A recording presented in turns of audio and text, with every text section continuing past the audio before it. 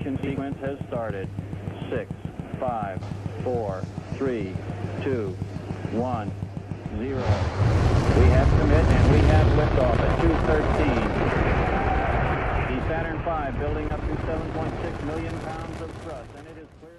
The part of you that doesn't believe that you are capable of achieving great and amazing things is an idiot. So you should stop listening to it. Okay. Have a super freaking awesome day and stuff. Okay, bye. Andy's digging it. Woke him up, Scott. It's me, Mario.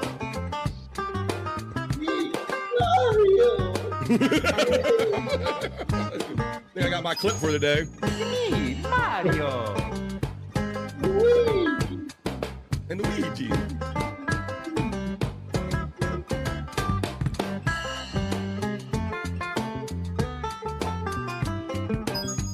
It's me, Mario. Happy Peach with Baby Mario. Getting funky with it.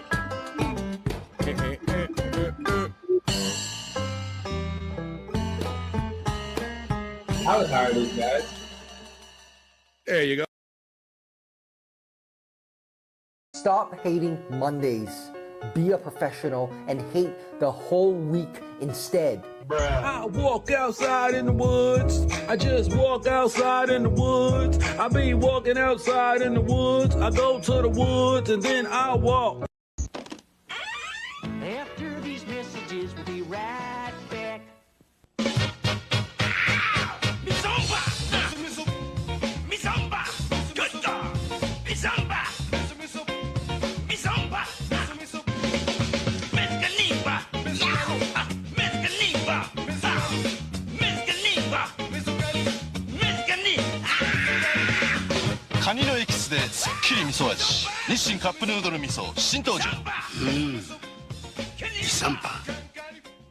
Well, another night out. I spent a fortune and didn't even score. Okay, I know what to do. For only $2 a minute, I can call... Colorado Phone Companions, I'm Akia. Who is this? Oh, nice to meet you. What things do you like? Sure, I'd like to go into that. Sounds exciting. Wow, this is dynamite. That was a very satisfying conversation. I certainly enjoyed it. Pick up the phone and give us a try.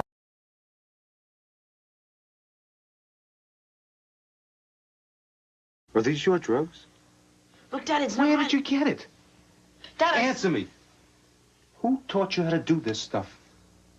You, all right? I learned it by watching you. Parents who use drugs have children who use drugs. Are these I'm bad, really, really bad. You know I'm bad, I'm bad. Come on, you know.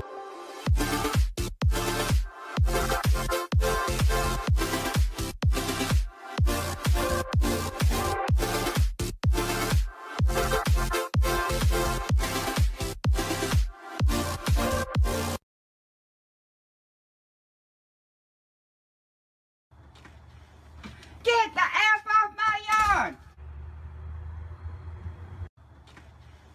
Get the F off my yard! Do you feel that?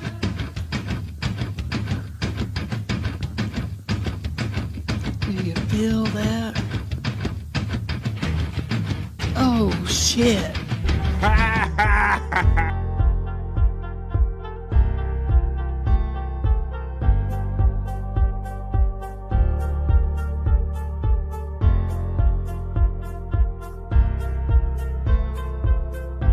We're doing it.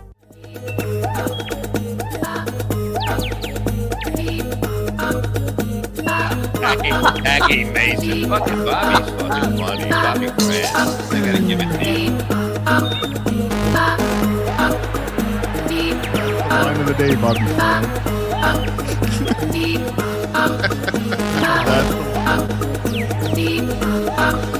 Super creative, super original. There's a show called The Vibe. And you're here, folks. Welcome to Thursday. Hey, that's right, it's Brian. Well, don't lie in bed like Brian Wilson did. That's right, rest in peace, Brian Wilson. Record shop. That's right, we didn't talk about this yesterday when we talked about the unfortunate, or maybe even just timely passing of Brian Wilson. He was actually turned into like a song and a notion because he was actually reclusive for so long. He like refused to like cooperate in life. He like cut off his family and all of his Beach Boys friends for a while. I think he had handlers for a while there, kind of controlling him, if you will. At least that's the stories that were coming out. But yeah, so much so that they bare naked ladies, I wouldn't tell them, they went up and made up a song about the very thing Brian Wilson did, the way he kind of like chose to live his life for a while. Don't be like Brian Wilson. Because what are you doing? Just like unfortunate, man, but 82 years old, he passed. Come on. Don't lie in bed like Brian Wilson did. You got to live life, folks. Because we only get one shot at this, so let's do it. A shout out to everybody. I figured I would include that in there because I would always thought that was such an interesting idea or angle for a quirky song, like actually just really taking in like Brian Wilson's life and going, man, like just feeling that and going, man, I'm just going to lie in bed just like Brian Wilson did and just give up on life. But don't give up on life, folks. You don't have to do that. 22 of you great people in here already. This is about 3 hours of positive vibes, you know? If I knew Brian Wilson, I said, come on, Brian, man, we only get one ride on this planet, so we got to make it a good one, man. I guess he certainly had a good one for times he did there, but let's have a good time today for 3 hours. I got a bro backstage. We got awesome people in the chat. We're going to do the chat family check-in. We're going to do the not-so-serious news. I got a couple few news stories and articles and things we can get into. Did you watch The Lounge yesterday? I'm rocking my lounge shirt, repping Bobby Nick, even though that man would, like I always say, when he's not sleeping, he's podcasting. And they were probably up late night doing one of many Bobby Nick shows, Late Night with Bobby Nick. But the great thing about my bros is they always come through for me. No matter how late they stay up, at one point, they'll wake up today, stretch their arms, rub the sleep out of their eyes, and jump in with us. And I hope they do. But until they show up, I got a bro, backstage that I'm going to bring in. And he's with us from the start today. He's co-streaming on Andrew the Giant 96 channel. So let's see what he's up to and how many clothes he has or doesn't have on today. He's my friend. He's yours. He's from Florida, man. He is Andrew the Giant. Come on. Well. What's up, buddy? You're not lying in bread like Brian Wilson did. You're kind of sitting in your chair. How's it going on a Thursday, Florida, man? Yes. You got a shirt. You want to know what happened to me today? What happened, Andrew? Already, what happened to you today? So the doctor's office sent me over ride for the to get my pump looked at. Okay, pump update. Okay, what's the update, buddy? What happened? But guess what they did to me today? What did they do? They were like, "Well, more than likely they won't show up." So. Do they have to show up or you won't show up? What do you mean? You got to get it filled, right? They won't show up. Are they supposed to come to the house to take care of it for you? Basis, the doctor even made it for me. So what is your pump status right now? Are you still low on medicine? I'm like, what is today? Today is Thursday. Today is Thursday, June the 12th, Andrew. So I will be beeping in 4 days. 4 days, you'll be beeping. Well, come on, Florida and Wisconsin, get your shit together and get this man his health care. Give Andrew what he needs. Well, we'll keep shouting it. We'll shout it to the hilltops there, Andrew. So there's the health update, kind of the pump update, the medicine pump update for everybody watching, including those on Andrew the Giant 96 channel, buddy. Well, I told you we have at least one sports story we'll talk about here. I kind of threw in when we do the vibe, not so serious news. Yeah, what did you get down? Oh, I was going to ask you what you did last night, but I kind of saw what you did last night. Someone had a little bit of insomnia last night. Maybe it's like this guy right here. Well, insomnia last night. That means you couldn't sleep, Andrew. I seen Andrew's did a stream called I Can't Sleep stream. How did that go? I finally fell asleep. See, look, we're figuring out the formula, everybody. Everybody thinks that you're kind of dying when you're on a stream, but Andrew just needs us to kind of make him sleepy time. Like we're his TV. You know, when you play television, you kind of just let the background noise get to you and help you fall asleep. We're just Andrew's background noise, but I'm happy to be Andrew's background noise. And I'm happy to be anybody's background noise for the next 3 hours. I What's up, buddy? finally fell asleep about 3 in the morning. Did you? 3 in the morning. Well, I went to bed, a little before that, maybe, Andrew. I go through ups and downs. Like, I'm prepping the show very late at night normally, and I'll see what you're up to, see what Bobby Nick's up to and all. Sometimes I'll, crash on my couch right here behind me and then wake up and get another boost of energy and do a little more show prep, or I'll drag my ass up to bed at that time, Andrew, about 3 in the morning sometimes, a lot of times. Yep. All right. And then, and there's many times where I'm going to bed and the last thing I see is still Andrew doing a live. And I'm glad you're doing one here with me today, buddy. So what do you say? What do you say we have us a Thursday? And we'll see how the show goes, and we'll see when and if Scott and Bobby Nick jump in with us. And let's check out this great chat family. So it is that time. I'm going to put the glasses on. I'm going to my media elements, and everybody's going to let me know what you guys are up to on a Thursday. Are you home? Are you at work? You wish you were one or the other? Are you having lunch? You having a ham sandwich? You got leftovers? Are you waiting in line? Are you still hungry? Are you not getting a lunch today? Whatever it is you do, you throw it in the chat family check-in, and that's what we're about to get down with right now. This is the opening chat family check-in for BF Live The Vibe, stream show 323. It's Thursday, folks. Come on, let's do it. Talk amongst yourselves.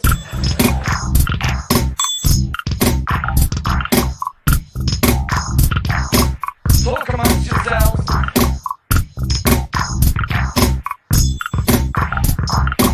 Talk amongst yourselves. Well, that's what we do here on The Vibe. You talk amongst yourselves. You talk with me and Andrew and whoever shows up, and positive vibes are always created right here on The Vibe. Welcome to any and all new viewers joining us. There's 5 ways you can enjoy this show today. You can enjoy it on Andrew's Facebook, on Andrew the Giant 96 on YouTube, and of course on my BF Live The Vibe YouTube, my Facebook, and on Rumble. So welcome wherever you're from. Let's get the chat family check-in going. Andrew, let me get my horse thing. All right, it's post time, folks. Do you have them up? Do you have them in? Are you prepared for the opening chat family check-in for Thursday? Let's see what they're up to, Andrew. 1 minute to post time. Approaching the gate. We got great people here. Little drink of agua. Stay here. That's the post. Mm-hmm. They're moving into the gate. And here we go. And the show begins with the great supportive Pecan, Commissioner Pecan. How does he get away with changing his name back and forth so much, Andrew? I know when I go to change my name, I think they say you can only do it twice every 14 days, but he's been Pecan or Commissioner Pecan. Some of you might know him from creating all these great wrestling videos. Goonie goo goo, you begonias. He has the pecan emoji. He says, ungo bungo, what do you gano, gano, gano? And he throws out the BF Chang, let's go, my friend, pecan.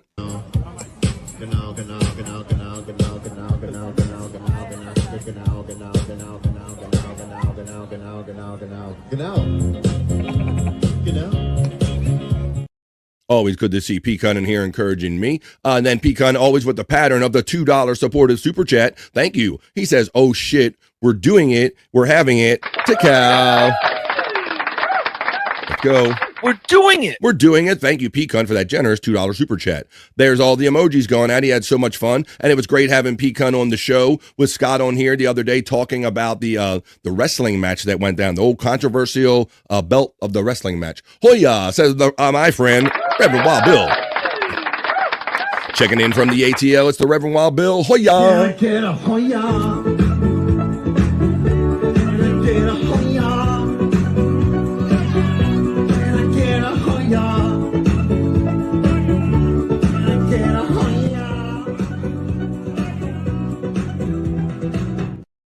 Terry Nee, I'm glad to see you here always, and I'm super glad to see. I see Bob trying to take you away from me, ain't he?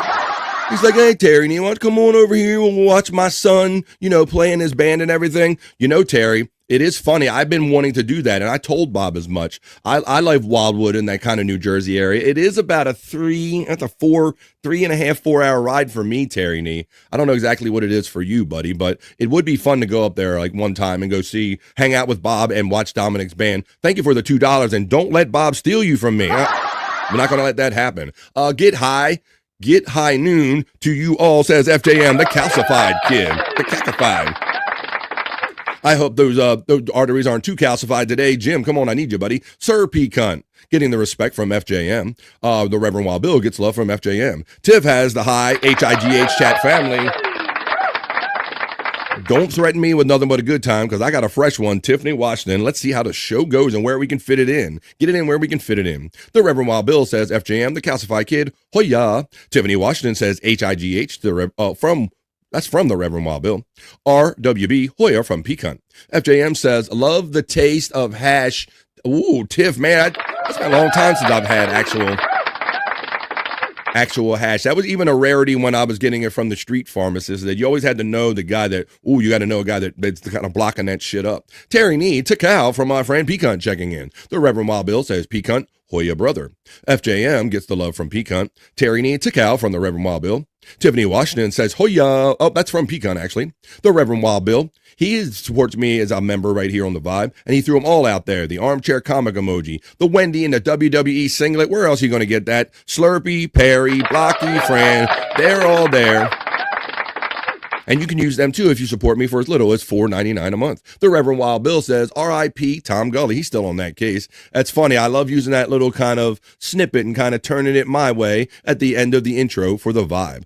There's the armchair comic emojis being utilized by Just a Guest. He didn't even put a number, but I'm going to say you're number one, Just a Guest. How you doing on this fine Thursday? Just a Guest gets the shout-out love from Pecan. FJM is throwing the hits and pointing. Hoya Kathy, that's my big sister checking in. You get the kiss.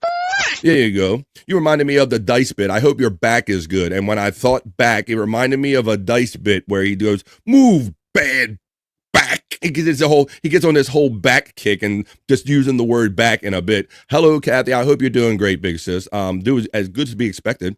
Pecan shouts out my sister with the hoya. Hey, Pecan, right on back from my big sister. Well, look who it is. It's Josh in Tennessee. That's right, Josh in Tennessee checks in on the Vibe and gets the shout out love from Pecan. There you go. And I actually put it on my soundboard. So that is Josh in Tennessee. I always tried to emulate it, but I just laid it down. Tennessee. Hardworking Josh in Tennessee checks in on a Thursday on the Vibe. Hey, Pecan from our friend Just a Guest. FJM says, hi, Kathy. I sure hope you're feeling better today. I love the daily health report. Josh in Tennessee shouts out Pecan. The lovely Mandy Diff checks in, my resident fishing expert, and supports me as a member on the Vibe right here with the armchair comic emoji. Pecan shouts out Mandy Diff with the hoya. Dang Lizard says hoya to everyone. I've seen you for a minute or two in the chats. Dang Lizard, I'm happy to see you in mine. What's up, buddy? Happy Thursday. Unknown Plus checks in and says, good morning, fellas. Say hello to Unknown Plus. Or not. Green Bay gets from Just a Guess.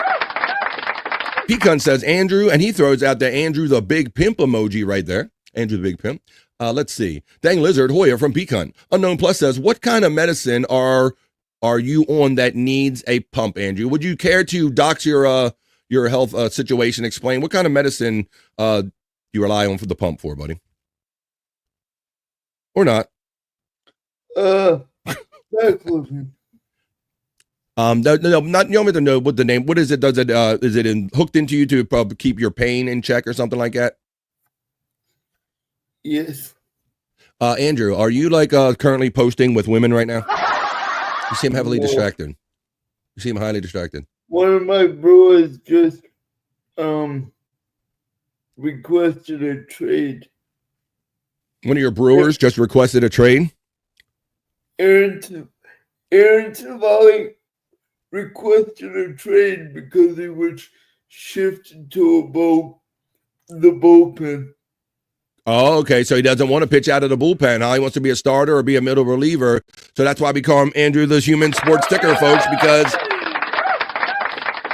he's podcasting, he's sleeping, he's doing human sports ticking, he's doing the damn thing. I hate people like that.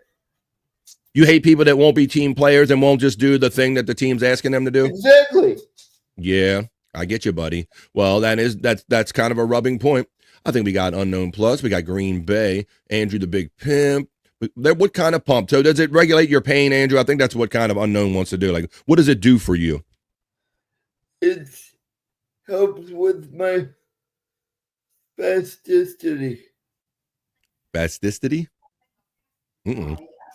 Andrew hitting us with the big vocabulary words today. All right. Hi, Mandy from Tiffany, Washington. Tiffany, Washington says hi to Pecan and says hi, Wild Bill. With the H-I-G-H, of course. Tiffany, Washington, Pecan and Bill from Mandy Diff. Hi, FJM from Tiffany, Washington. He comfortable? Asked just a guest. Do you look comfortable today? You got a shirt on today, but you got clothes on today, folks. Well, at least the top. Oh, Green Bay. I see what you're saying. Somebody said Green Bay in the chat, and I didn't see it seeping out of your shirt. You got a Green Bay shirt on today, huh? Yep. How about the pants report? Any pants? I got pants. Yeah, it's a pants on. Pants on, dance on, I guess. Hey, Justa from Tiffany, Washington checking in. There's a Nightbots running all of our friends' bots, like Andrew the Giant. There's all of his links right there in one handy link. If you want to hook him up for his Cash Apps, or you want to check out Andrew the Giant 96, which many of you are already, you can click on all of those links as it goes by in the chat. Hi, Tiff from Just a Guest. The Nightbot is, like I said, doing its thing. Matt's checking in with the bones up. Also see Matt burning the midnight oil and having friends on and doing things. Saw Matt invite you to his show. Said, hey, Andrew, during your live, I'm going live soon. You can come join me if you want. Did you do that? Crashed. You crashed. See, Matt, he just uses us to fall asleep, buddy. He's not interested in doing shows or anything. He just shows up on panels so to give him something to sleep on. There you go. How you doing, Matt? Checking in. I saw you. Hey, Matt from HIGH from Tiffany, Washington. Matt's getting the bones up love from Pecan. Matt throws in and says, "Fuck yeah, Andrew. Free Andrew's YouTube."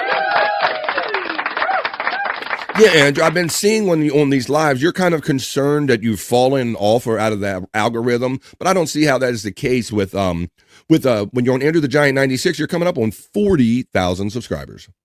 I've actually lost probably about 20.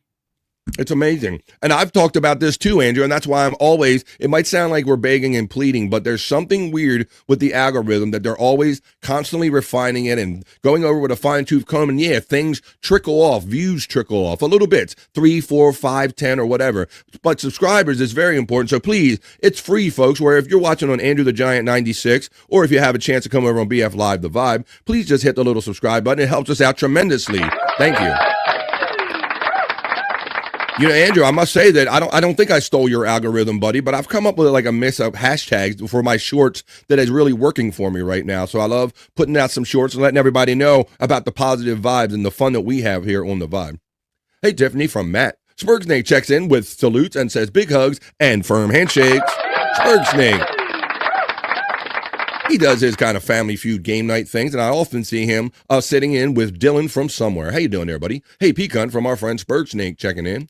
Pecan shouts out Spurgsnake with a Hoya. Hi, hugs Spurg from Tiffany, Washington. Pecan gets love from our friend Matt. Tiff hugs from Spurgsnake. Good morning, Mandy from Spurgsnake. And salute Matt, all from Spurgsnake. Josh in Tennessee says pecan. Pecan. Oh, he's spelling it like a phonetic. That's more of a phonetic, clean way you can get with pecan. I like that, Josh in Tennessee. Plus, your family won't look at you weird if they happen to see you typing that in or comes up on your auto words. Let's see. Spurgsnake gets the love from Matt as we're nearing the end of the opening chat family check-in on this Thursday. Mandy Diff, Spurgsnake, Matt, Andrew, and Josh from Mandy Diff. Mandy Diff gets love and hooks up right from Matt. Andrew, FJM shouts you out on the Andrew the Giant 96 channel. What's up? What's good, FJM? See you having fun in all the chats, brother. And I appreciate your very nice comment on some of the shorts that I put out with Andrew and the boys dancing, just the fun that we have here on The Vibe. Happy Born Day to Terry Nee. Terry Nee. Terry Nee.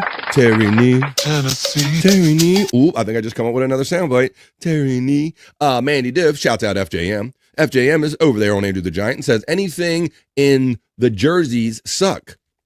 Oh, in New Jersey's, yeah. What did Terry Nee, didn't you say that or something like that you don't go to Jersey's? Like, and I thought you said it's out of your 30-mile radius, but Bob called you on that because he knew that Maryland and D.C. or you like. I went to D.C. I went further than that. Liam checks in on Andrew the Giant 96 and says hello to you, Andrew.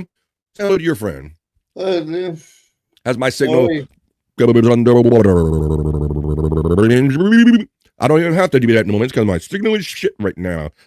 Shit. That's why I'm leaving you on full screen, Andrew. So you can say, Tiffany Watch says hi to Terry. Liam says, how have you been? Good.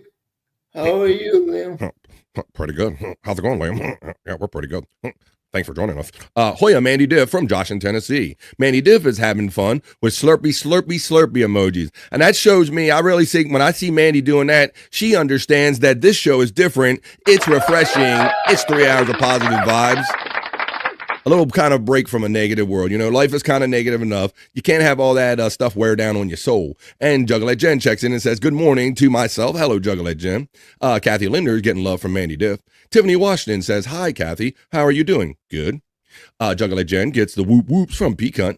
Mandy Diff, whoop whoop to Juggalette Jen. Sean Riggle checks in and says, I hope everyone's staying safe.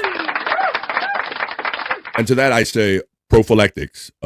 Insertion with prophylactics. Sean Riggle, that's right. If you're going to stay safe, use them prophylactics. They're rubbers, folks. Whoop, whoop, Peacunt and Mandy Diff from Juggalette Jen. What's up, Jen from Spurg Snake? I swear we're nearing the end of the opening chat family check-in. Sean Riggle, ha from Peacunt. Spurg Snake gets the salutes from Juggalette Jen. Sean Riggle says, it's a John Holmes penis pump.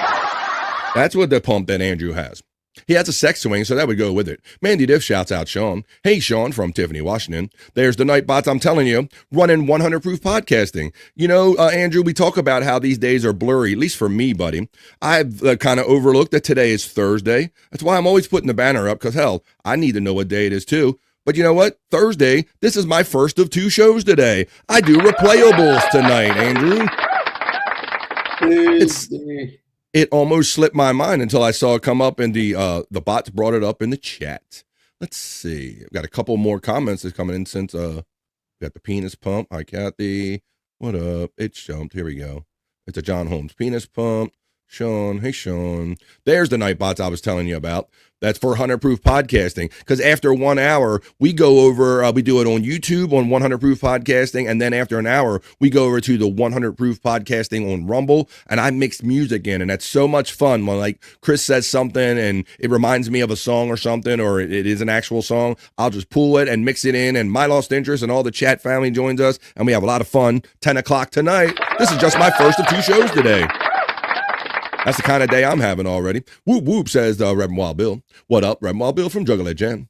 Kathy Linder says, true, Andrew. They need team players. It's a team sport. She agrees with you about the pitcher who wants to be traded because he doesn't want to pitch out of the bullpen like he's being asked to. Let's see. The Reverend Wild Bill says, Juggalette Jen, hashtag Bobby Nick World Order and greetings, champ. Chop's getting the chaps or chops. I don't know. What's up, Articulate John checking in? Articulate John gets acknowledged right away by Peacunt. Reverend Wild Bill was on the phone greeting and Hoya to everyone in the chat. That's a good excuse, I guess. Tick Al says the Reverend Wild Bill. Kathy Linder Hoya from the Reverend Wild Bill. You guys are all coming in here. Thank you, RWB, from I Just Finished Shining My Belt. Tick Al says Juggalette Jen. And yeah, Jen, and where did you get, what kind of kids belt? I seen you online with some rocking some actual belt. My nephews used to have them, and we used to walk around the house playing around with them like we were the champ and messing around. Yo, Rev from Spurg Snake. Articulate John Hoya from the Reverend Wild Bill. Sean Riggle says, apparently the algorithm doesn't like when you take a loud, massive dump on stream. They don't like that? Let me see what I got here. I think I have like video evidence of that too, but who knows where it would be. It would be right here. And it would be in the E drive one. And it would be, which one? I got so many of them. Where is that? Where is it? Oh, here it is. I got it. Here it goes. This is what this is.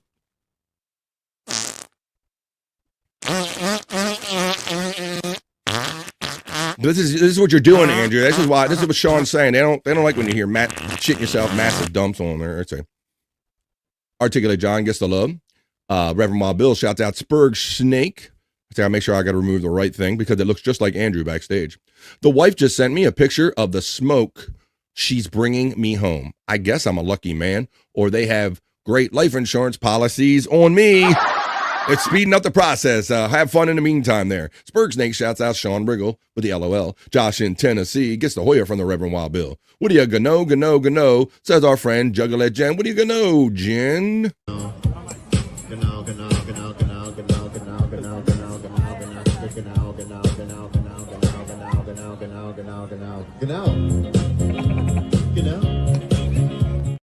There's the Nightbot for my it's for Space Chief 75's T-Public store, where you can find all those great designs. You can put them on T-shirts or anything, and you could probably find the Bobby Nick and the No Filter designs all over there.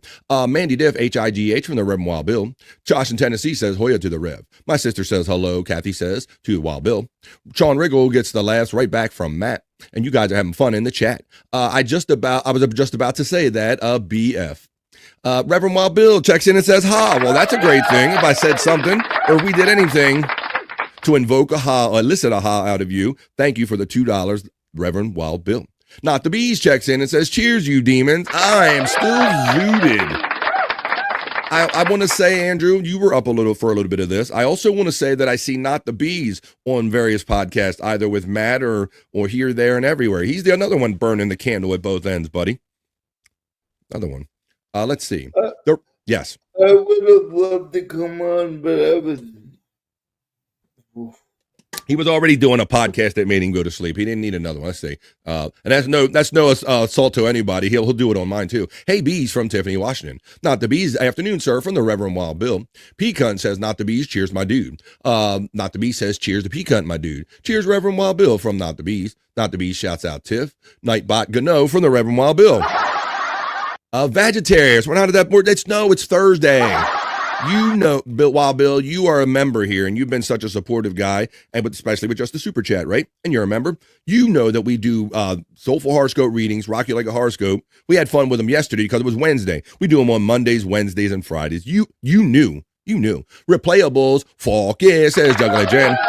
That's the kind of day I'm having, Jen, and I'm having a Thursday. I'm a little foggy. I don't feel turdy. I don't feel foggy, but I hadn't even remembered that it was my Replayables night. The Reverend Wild Bill gets the Hoya from Matt. Not the Bees gets shout out love from Matt as well. Oh, there's the Nightbots running still. Cheers, Matt. I'm still zooted, huh? Let's see. There's the links. Oh, my way to work. Called me in early.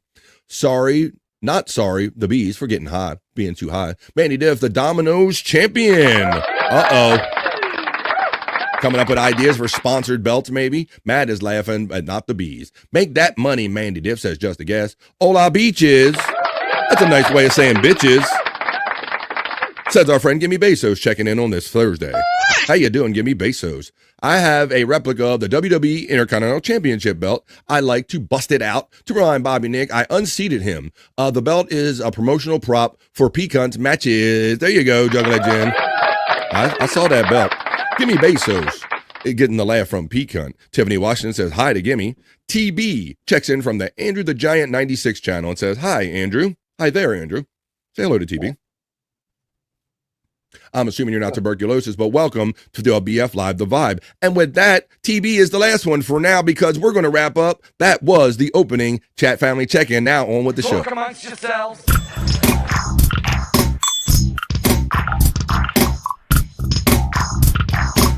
Talk amongst yourselves.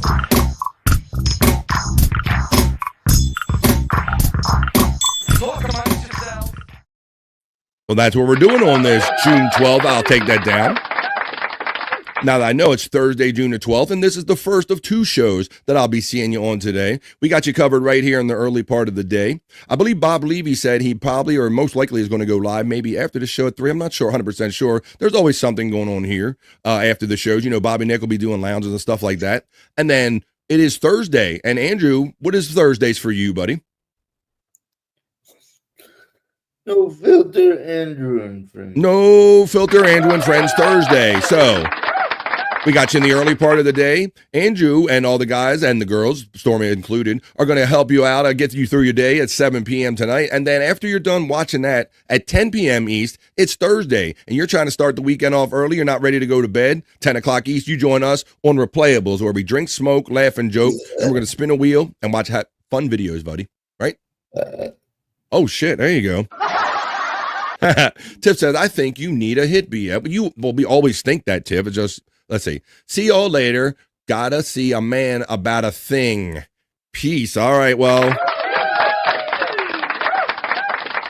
I hope all goes well with that man you got to see about a thing. You know, Perry Caravella likes to see men about things, too. Shut the fuck up. Well, look, how else you get your SAG card? You saw a man about his thing. Is Andrew normally filtered. Well, that's funny that you say that, or maybe just you've picked up on it, Josh in Tennessee, and that's what we figured out like really early on is that you do these shows and Andrew basically will say anything or whatever thought is in his mind. He will say it. I'm gonna put you backstage for you guys to talk about some business. Yes, and that's why that's kind of what the glare from the glasses. That is literally what inspired the name No Filter with Andrew and Friends, because this dude would just come on and say any kind of funky shit about whatever sexual image he saw on social media or whatever's going down with the show. Andrew, he's got no filter. He'll just say like what's on the top of the dome, to the point that sometimes we had to tell him, well, maybe that's not the best thing to say there, Andrew. But look, Tiffany, not the bees is laughing. Tiffany Washington is laughing, and no, Andrew has no filter, and that's why Thursday nights, Tuesdays, Thursdays, and Saturdays are No Filter with Andrew and Friends. I see Andrew getting some care taken to him and having a conversation backstage, so I'll bring him back soon. But hey, did you guys have any breakfast today? I think I've already told you that my breakfast, most like 99% of the mornings, it literally is like the first thing is a cup of coffee. Sometimes it's like the only thing to the middle of the day. I don't know what you do, but then like for doing the show, I try to have my habit is some quick silver dollar pancakes that I can heat up quickly in the microwave. But I hope whatever you had, it was good for you. The nutritious, delicious breakfast. But let's see who else. Let's see what other people had for breakfast today. If he were still here, what did David Bowie used to have for breakfast? What were his choices? Ooh, I think I'll have a pastry. I grab some every morning. A pastry for me, please. Pastries. Pastries. Fresh pastries. Gotta get them fresh pastries. Delicious. Fresh pastries are so cool. Thanks, Reverend Wild Bill, for giving my Facebook some love. Pastries feel so lovely. Pastries feel so lovely. Pastries.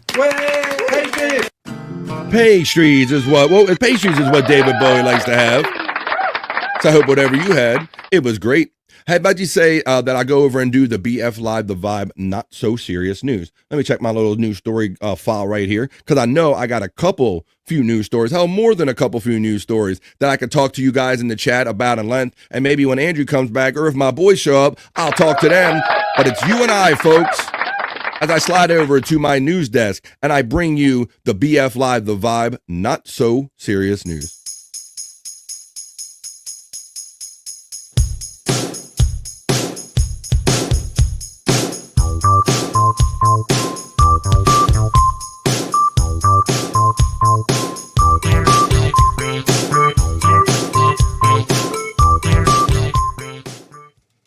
Let's go, folks.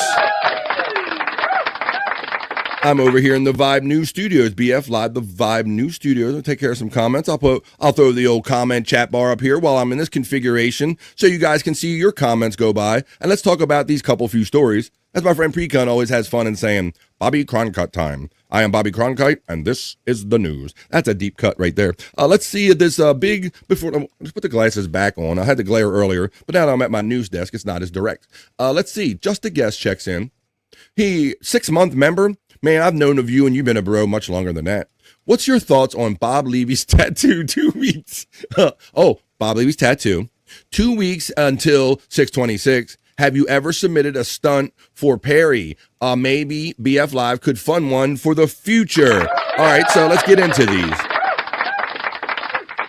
My thoughts on Bob Levy's tattoo is that he showed that many years ago, and for whatever reason, I guess I'm going to say weed. I blame weed for a lot of this. Is that I thought it was dolphins, but for whatever reason, as time went on, I was like, am I imagining that that's what I saw? Because I believe the Stern Show had fun, and the boys had fun with his tattoo and all. And I remember doing like the gayness and the dolphins and all that stuff. So I think it's funny in that it's the dolphins look weird. They're kind of edgy. They're like sharks, and it's all blurry together. And they're trying to figure out if it says Dominic or if it has the right spelling, because Bob says, I did tell him how to spell it.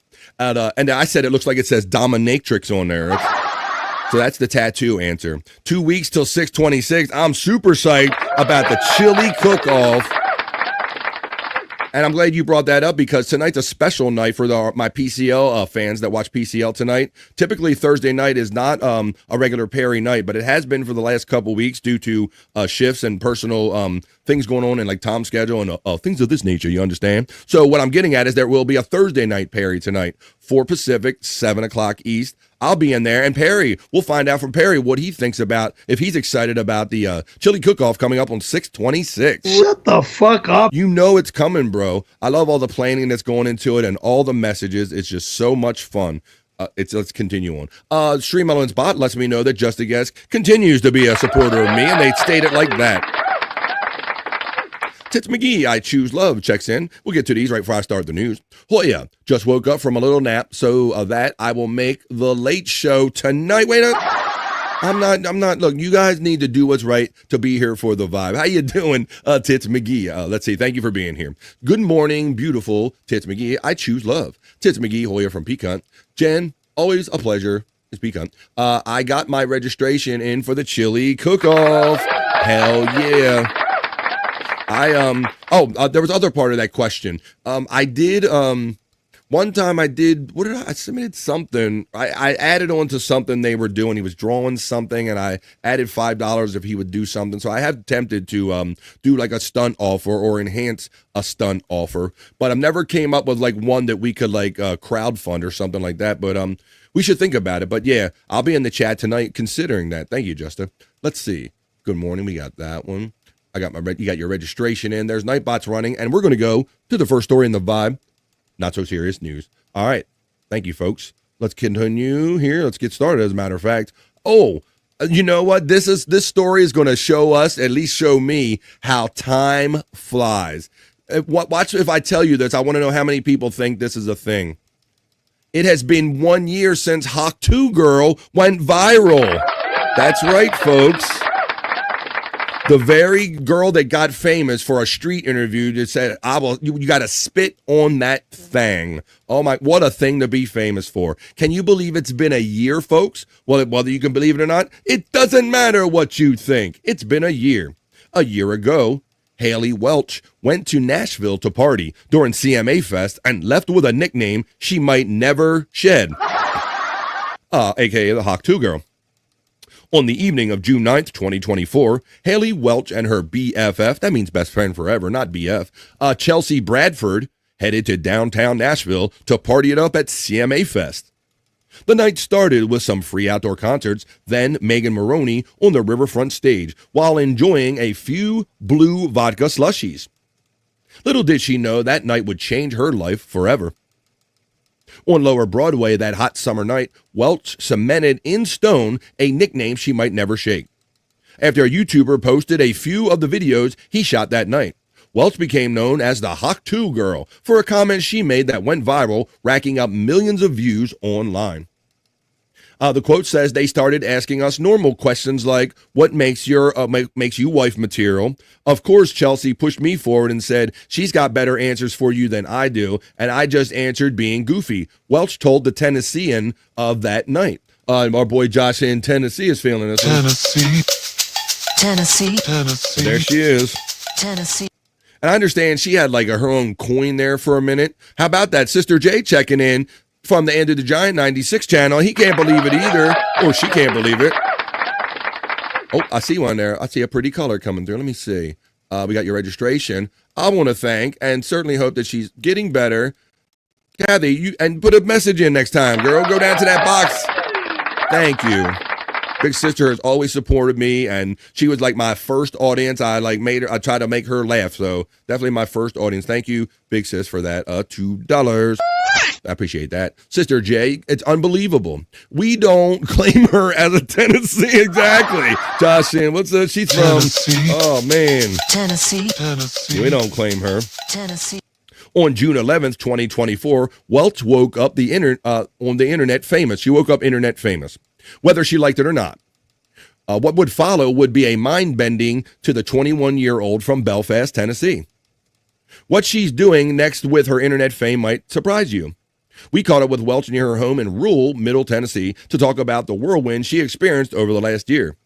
There have been highs, getting me Shaquille O'Neal and buying her granny a convertible for Christmas. And there have been lows, like being the face of a failed cryptocurrency, which I kind of just mentioned in passing. I knew that I heard that she was even involved. What's that? Oral crypto? King of all diffs checks in. What is oral crypto? I think you can make a crypto for sucking something. I don't know. Do you think she puts that name on her resume? Only on media projects, probably, Tits McGee, to make sure that she gets that media project. Probably no shame in her game for that. Burger King, I'm not so sure. Let's see. Let's continue the mail. It says, Welch thought that she and her friend just had an innocent night of boozing it up pretty good on Broadway until a few days later when her friend's text thread alerted her that a video from that night had posted online. The quote says it had been a good bit of likes, but it wasn't nothing bad, she remembers. It was like 70,000, so I was like, nobody's going to see that. Damn, 70,000 is a lot, but not compared, I guess, what it ultimately ended up being when it ended up being millions. Probably in relativity, 70,000 isn't a lot. Nobody's going to see that, but then it grew, and it just kept growing and growing and growing and growing. And then, yes, media picked up on it. Everybody, I mean, probably school kids picked up on it. Teenage boys, everybody picked up on it. So there you go. Some people, be careful. You never know what you could become famous for, but I just passed that article, and in a time manner, I could not believe, we're here every day on The Vibe, Monday through Friday, 12 to 3. Come on, who else does a 3-hour show every weekday? And the days go by, but I still couldn't believe that it has been 1 year already since Hawk 2 Girl came to fame. Let's continue on with another story. I see Andrew. He's still getting taken care of backstage. He's not at his camera right now, but we'll bring our boy Andrew back as soon as he comes. Just a guess, he supports me as a member, and he's having fun with Perry emojis. Thank you. For as little as $4.99 a month, you can have fun with those Perry emojis too, and all the fun emojis here, and it helps me keep doing the vibe as I move on to the next story in the Not So Serious News. Many of you have probably heard in pop culture, and some of you are of a certain age, where you remember the old Cannonball Run movies that used to star Burt Reynolds and many other people, and was it Domdo? All those crazy people were in them. And so Cannonball Run, and I didn't realize until I got a little older, because that movies came out when I was younger, that a Cannonball Run is an actual thing. Like, people will kind of put together like private races across America, and try to be the first one across a certain part of America. Well, I have a certain kind of Cannonball Run story I want to bring to you right here for my next story in the Vibe Not So Serious News. But this one involves scooters, folks. What do you think about a Cannonball Run that involves scooters? How about 2025 Scooter Cannonball is what they're calling it. Let's see. Jackie Chan says to Chunksta.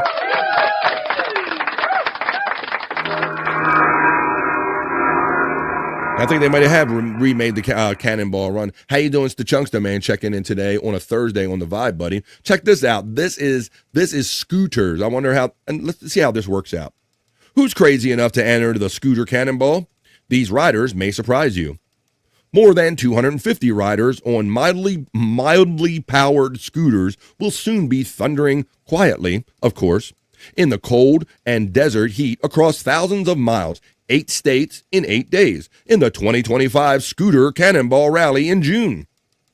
Veteran and rookie riders have signed up for the 11th Scooter Cannonball, a checkpoint-loaded, point-based event starting June 22nd in Seaside, Oregon, and ending June 29th in South Padre Island, Texas. I'm going to show you a map of the actual route, too. Just who are these people, and why do they do it? A big part of it is that you got something to prove, says Brooke Dane, a seasoned rider. You want to prove to yourself that you can do it. It's a formidable task to ride a scooter across America. Though the event isn't a race, as organizers remind us, it is a ride of nearly 4,000 miles aboard a 10 to 24 horsepower scooters, machines better suited for a quick trip to the market than an exhausting dash across the country. At least 260 participants have confirmed they'll race this year, according to Dave Bernarski, an organizer who's returning for his 8th Cannonball. More than 300 riders originally signed up. Through the years, riders have crashed, and some of them seriously. Others have dropped out, but most persevere. USA Today pestered 7 cannonballers and asked them why they do it. And here's what they said. Here's the map location right here of actually where they do it. Let's see. Smoking in Pursuit. All right, look at this. They're actually starting up here in the West. This is over in Oregon with maybe Space Nerd. Where's my nerd at? I see as my signal's going. My signal is kind of underwater right now. So please bear with this.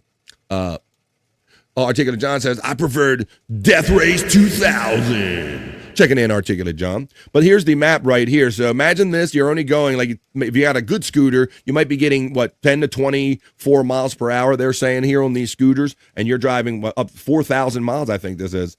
Now, it's funny. It did say 4,000 miles. I'm like, isn't it, like, straight across America, like, only, like, 3,000 miles, 3,500 miles? So it's, like, very interesting. What does it say? I think it did say before. I'm high.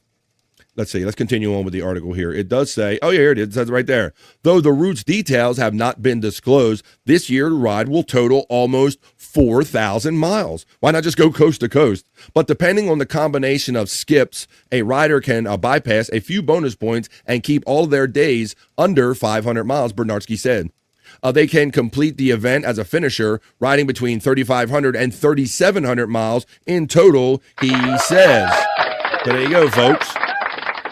A little slower cannonball run, if you will. The 2025 scooter cannonball is my next story in the Vibe Not So Serious News. Jackie Chan was one of the hilarious Asian guys in the talking car in Smoking in Pursuit. That seems pretty cool, says King of All This. I do love Dom DeLuise checking in. Josh in Tennessee, it says, I hear the theme song is of the scooter race is Staying Alive from Bee Gees. Yeah, probably so, because that's going to be the goal.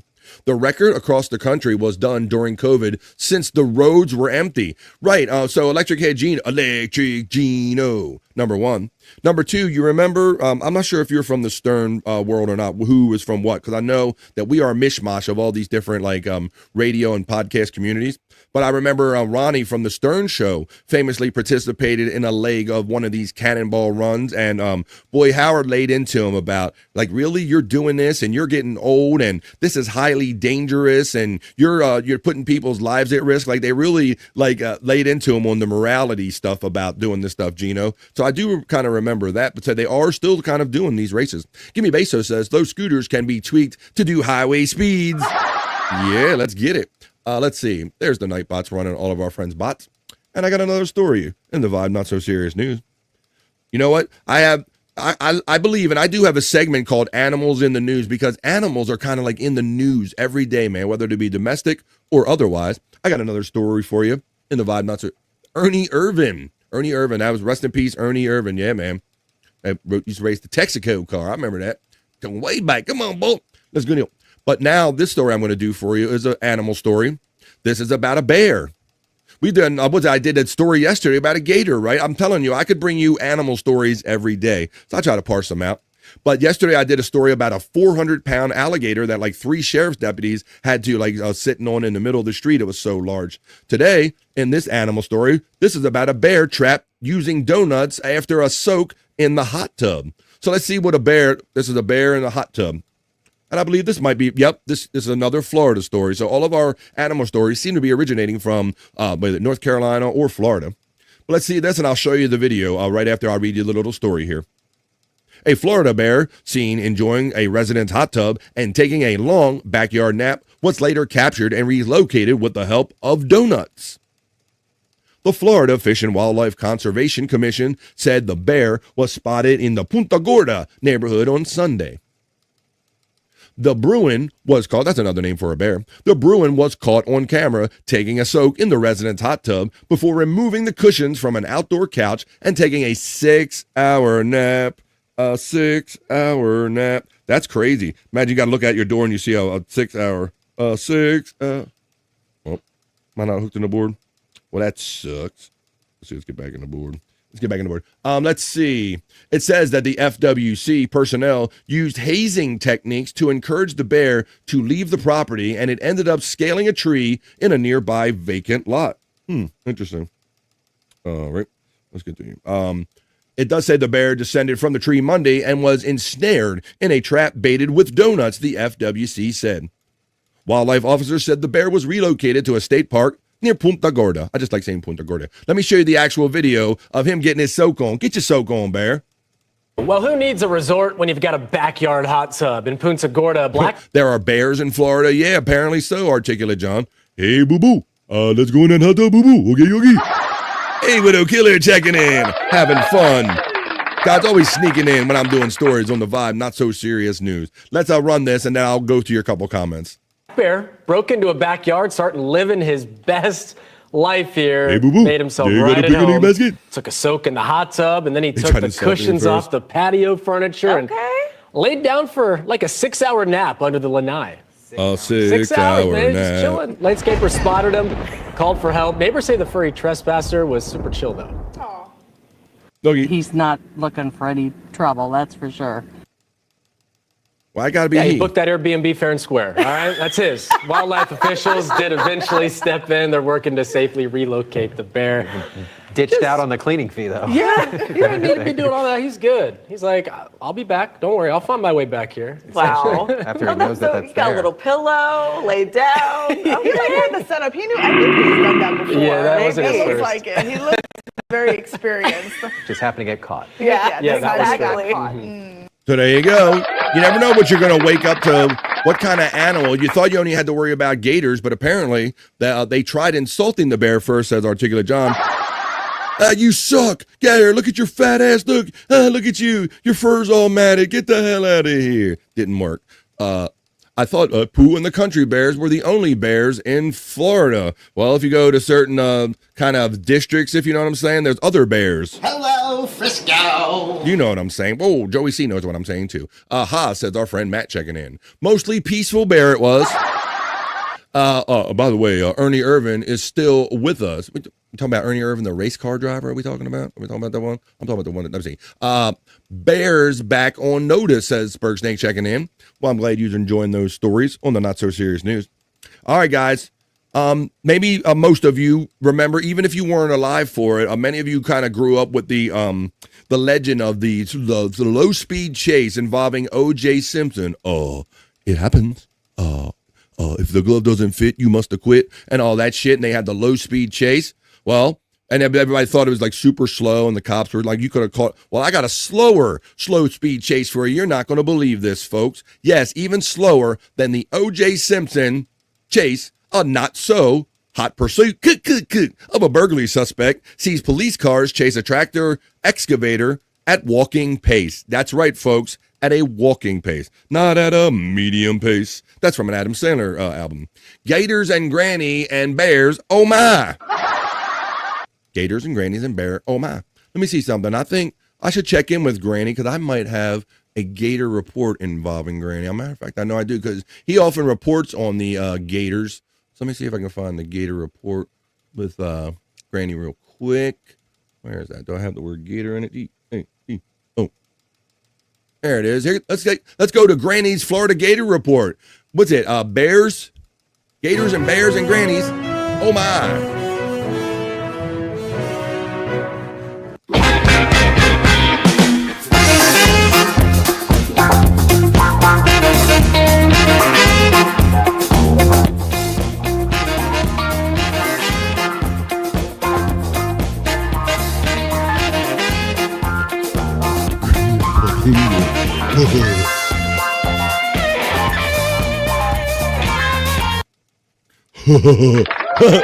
No, Terry Nee.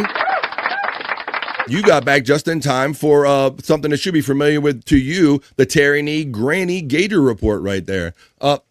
You forgot to set the volume on all of them, Terry Nee.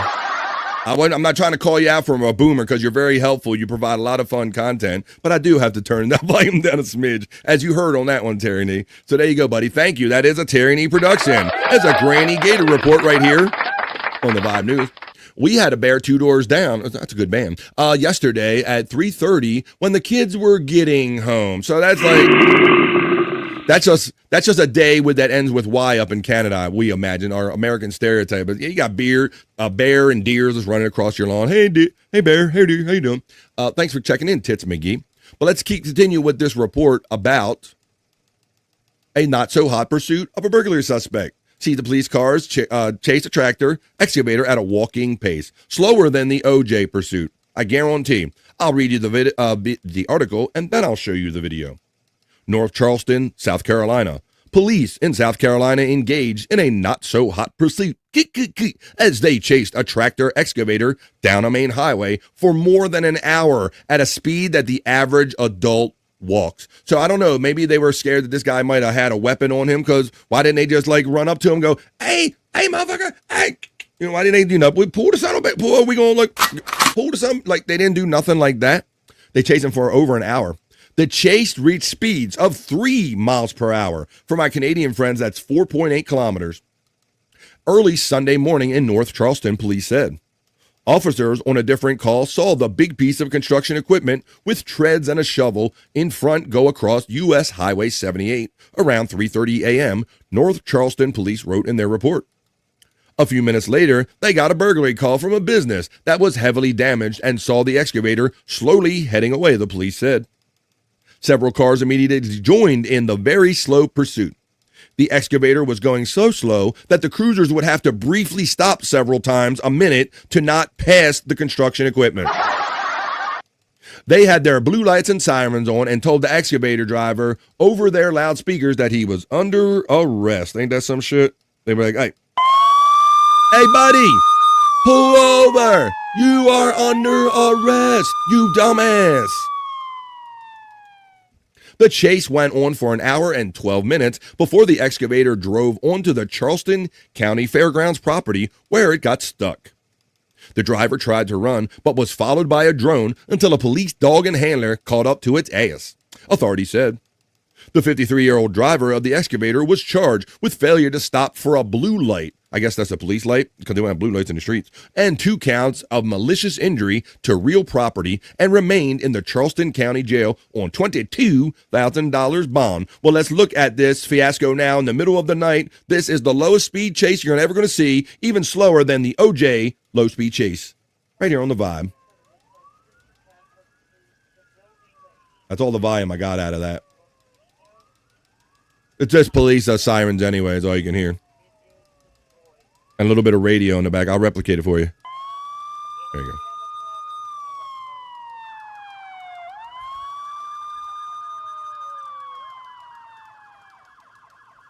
So this is the low speed chase right here. Let's see.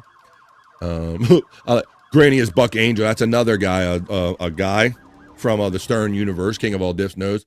We got that. Did I miss anything? You're back in time for that. So there you go. Here's the low speed chase right there. That is the lowest, even slower than OJ. I see OJ, and he looking scared. Articulate John checks in and says, Granny is basically Joe Dirt. I'm not even sure he would deny that too much. Terry Nee says, I forgot to set the volume on that one. We got that one earlier, and I called you a boomer. We had the 2 bears down. But did they call you Superman? I had a beer last weekend. Not a beer, a bear, you knucklehead. And I know you're going to be, because you're a little sadistic, not a little, but you're probably going to be most likely in the chat tonight for Replayables, trying to make Chris Abels puke tonight. Terry Nee loves instigating, and I don't know what Terry. I haven't talked to really Chris in a week, Bo, but what did we leave him when he was like talking shit to Liz, where Liz left the show, and she said, and he was talking shit about bring me a beer and trying to talk all that smack, and she showed up on him. We're going to have to see if my boy's even still married or what the marital status is tonight at 10 o'clock East, and see if Terry can push him further towards divorce. $1 or $2 or however generous he wants to be at a time when we do Replayables tonight. We're going to drink, smoke, laugh, and joke. Happy birthday, Terry Nee from Not the Bees. Tickle or Tickle, says J.A. checking in. Pecan gives J.A. the shout-out love and the tickle. Whoop, whoop, Granny from Juggalette Jen. She's just cheering for Granny at any kind of mention, I guess. I got a few stories left for you in the not-so-serious news. Terry. Terry's back. You're still in the chat, right, buddy? Because I thought about you when I pulled this story. And I imagine you could have done this, or you're capable of doing it. I'm always pointing out things that Scott Fitzpatrick could do for potential records, but this one is for Terry Nee. And I think this one's relatively safe and doable. Terry Nee and everyone, a New York man plays golf for 36 consecutive hours. I imagine Terry Nee's probably done that on a given day. Let's once again, I'll read the article and I'll show you some video about it.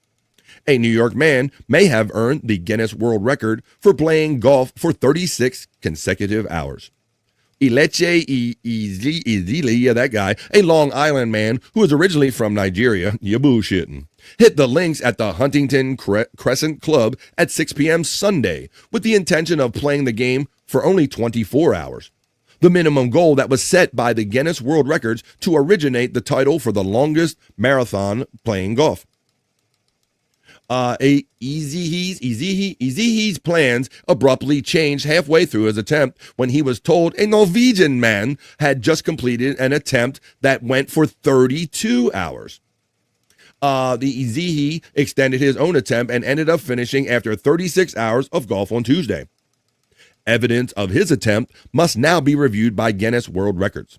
Easyhe said his goal is to expand the reach of golf, especially to young people in Nigeria, where he bought land and plans to build a golf course. People assume that golf is for the wealthy. I'm trying to change that, Easyhe told CBS New York. The goal is to let people know that golf is a game for everybody. Whatever your economic background or somebody with special needs, you can play the game of golf, says this dude. And I'm going to show you. I'll show you a little video that accompanies it. Like to see it? Here we go. We have an update on a marathon golfer on Long Island that we told you about yesterday at 5. Kelechi Ezehi has now broken the world record for the longest game of golf at 36 hours. The 27-year-old celebrated at the Huntington Crescent Club, where he had been golfing since 6 p.m. Sunday. Ezehi was initially aiming for 24 hours, but then, get this, in the middle of the game, he found out a British golfer set a new record of 32 hours. So he had to pivot, and we're going to get Terry Nehe to beat Ezehi. You guys keep pushing, you guys keep me going, and just for that, I'm a champion, I guess. I'm a world champion. You're a world champion. Yeah! There he is. The Inwood resident did this to raise money and awareness for his mission to diversify golf. Guinness World Records still needs to review the record. We were telling the story last night. He could only take a 5-minute break every hour.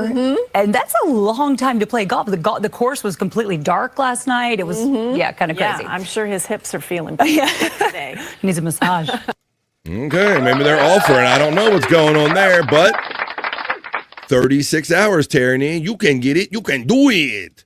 Golf is for everyone, question mark, Widow Killer says. Then how does a quadriplegic play? Like this? Or not, or like this? Right, quad father? 100%. Let's see. Let's see now. Let's see. I got some more stories. This is a quick one. Andrew, I will let you know that anybody that's joining us from the Andrew the Giant 96 channel, he's still not at his camera backstage, so we'll continue on with this. Even though this is a sports story, I don't know how many of you guys get around to ballparks. This is kind of sports-related story. This has to do with Yelp reviews. Now, I'm not the biggest Yelp reviewer. Like I said, I try to be proactive, and when I know people only review when there's something bad to talk about. And so I try to be proactive. If something goes really good and gets my attention, I'm going to go, you know what? I bet nobody ever does this. I'll do this. But people Yelp review. I see my signal is coming back now. People Yelp reviewed the 30 Major League ballparks based on Yelp reviews. So they actually took the reviews and they kind of give you I'll give you like the both ends of it, because it's actually it's a listing of all 30 like teams and all their Yelp or their most recent Yelp reviews. Jimmy Bezos says, never said his handicap, so he kind of walked and then didn't for 36 hours. His handicap? I don't know. Well, but there's a golf handicap, and then there's an actual handicap. So I guess we're kind of crunching terms here. I don't know about handicap or handicap, so I don't know. Whoa, calm down. We don't have to fight about anything. Let me see. What's up, Jimmy Bezos? Let's continue on. But this is about, so I'll give you the ass end of this kind of ranking of the Major League ballparks. You know, I guess it's a soft bucket list. I wouldn't mind saying that I've been in most Major League stadiums or every one of them. Many people do this. They kind of go around to every state and city. It says there's not much quite like the view from the top of a ballpark. However, some of those views are greater than others. Now, you could go online and look for somebody's opinion on all 30 parks, but that person could be biased about a specific team. And who's to say that what they value in a ballpark will match up with what you appreciate? So this is just like a conglomerate of some of the Yelp reviews. So I'll let you know that the 30th ball, so they have 30 teams in the MLB. So the very last team we'll get to, the lowest ranking one during the Yelp corner Yelp reviews is Texas Rangers. They are ranked as the worst by Yelp review with an average of 3.5 for their Globe Life Field. BD writes that this place is a mess. untrained staff, zero consistency, and absolutely no regard for the customer experience. Whether you're a VIP, general admission, expect chaos and confusion. 1 star. 1 star, says this one. KC is usually pretty high on that list, Electric Head Gino. Well, I will find KC for you, my friend.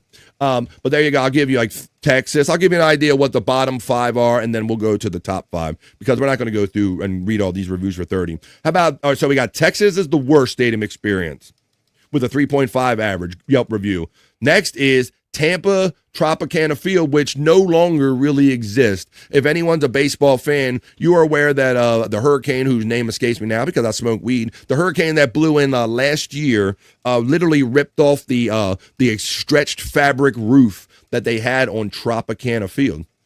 And so now the Tampa Bay Rays are playing their home games in the Yankees minor league stadium that happens to be in Tampa Bay. So they were always known, like they would hit the balls up and they would hit, you have like raw rafters and weird rules for the ballpark, and it looked like an old dungeon of a stadium. So that's one of the bad ones.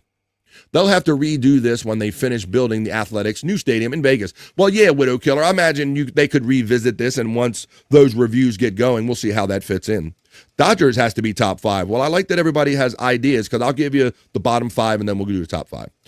Let's go on to the next one. Let's go on to the third worst in ranking. They got it as the Miami Marlins Lone Depot Park with a similar 3.6 average. Evelyn wrote that she personally liked the stadium, but the parking situation is awful. They need to be more organized. I arrived at the stadium on time, but it took me almost an hour to park. 3 stars. So there you go. So that's the third worst. Then you got Toronto Blue Jays, Rogers Center. Rogers Center, that's ranked at 27. That's like the 4th worst. Let's see. And then we get to 26. The Athletics. So this is a temporary situation. So much like you said about will they include the Vegas stadium once they move there, they've already kind of included this like shitty park already. This minor league star, Sutter Health Park for the Athletics, temporary home. And then we'll go down to 25 right here. From 25 to 30, it's the Atlanta Braves Truist Park with a 3.8, the Atlanta Braves. Now I'm going to go scan down the bottom and let's see what the absolute, let's go to the 5. We'll start at 5. You can see some other ones in there. I'll go to the 5, and then if we don't see some of the ones that you guys brought up, we'll look for them. There's the Kansas City Royals one. I think that you said, somebody said that should be in the top 5. Well, look, we got it at 15, Electric Head Gino. What do you think about 15, buddy? Since you think it should be 5 or it's high on the list and it's 15, which is literally middle of the pack, I'll read what Daryl T wrote. Great experiences at Kaufman, great parks, lots to do, easy parking, hoping the Royals win. Food is the only thing that stopped me from eating it, giving it a 5 star. He wrote eating it a 5 star, subliminal. Popcorn had a greasy film, much different than the movie Popcorn. Still, now come on, he going to give it 1 less star for the popcorn, Gino. See? You got bitches like that dragging your average thing down because he didn't get enough. His popcorn wasn't movie consistency. So you got to watch these averages. All right, so that's where Kansas City ended up. Now, I saw Dodgers being mentioned in here. Let's see if they end up in the top 5. You can see San Diego is at 12, the Guardians at 11, the Reds at 10, Phillies at 9, Citizens Bank Park. Milwaukee Brewers, Andrew would be interested to know if you were actually here. He's been to that field. Andrew actually went there with our friend Bone Loads, a great chat family bro, sports head co-host. He actually came from California on his own dime to Wisconsin with just a little help from us friends, from our chat family friends, and took Andrew to the ball game at that very park right there. So I'd be curious of his ranking. And Andrew, when I told Andrew about this story, he asked me, well, what about their handicap access ranking? I said, well, that might be a report you got to do for yourself. Let's see. We got that comment. We got the Dodgers comment too. Let's continue on and get some new comments. The WWE Thunderdome was in Tropicana Field during the pandemic. Reminds our friend Widow Killer. Meh, says Gino. Stadium scam. You said meh about that 15, huh, bub? But there you go, and that's supposed to be a Yelp average. But you know douchebags go on Yelp and they go, I didn't get the right kind of popcorn. I'm giving it 4 stars, even though I'll give you a fat ass. Give it 5 stars with your popcorn. All right, here we go. Let's get into the top 5 now. How about number 5, Wrigley Field? Dare I say, probably with with what's it? Not Comiskey Park, but because that's gone, been long gone. I was thinking Fenway Park, the Red Sox, one of the two oldest stadiums that when I think of the oldest stadiums come to mind, ranks at number 5. But Keeley writes that I love Wrigley Field. It truly is a place that has unmatched energy. The camaraderie of the fans and the view of the city is absolutely amazing. If you're doing anything in Chicago, it must be going to a Cubs game. It honestly doesn't matter who they are playing. You're going to have a high-quality Chicago experience. 5-star. 5-star.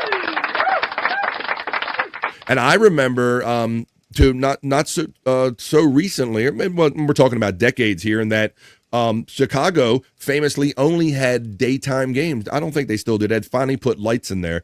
But for forever, they never had electric lights in there. So all of Chicago's home games were all daytime games for a long time. Let's see.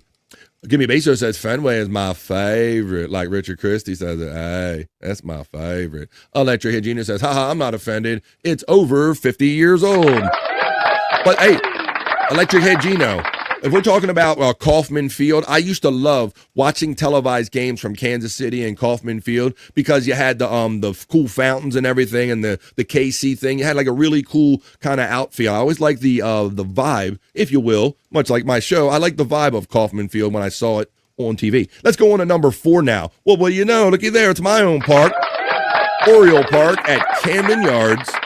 I figured that our park should be in here because ours was like that nouveau retro kind of stuff, that new retro design, and that what's old is new. It looks like a classic park, but it's all modern. Kenneth K writes that it's an amazing ballpark, Oriole Park at Camden Yards. It feels so classic. I've been so many great stadiums, and this ranks in the middle. Get the fuck out of here.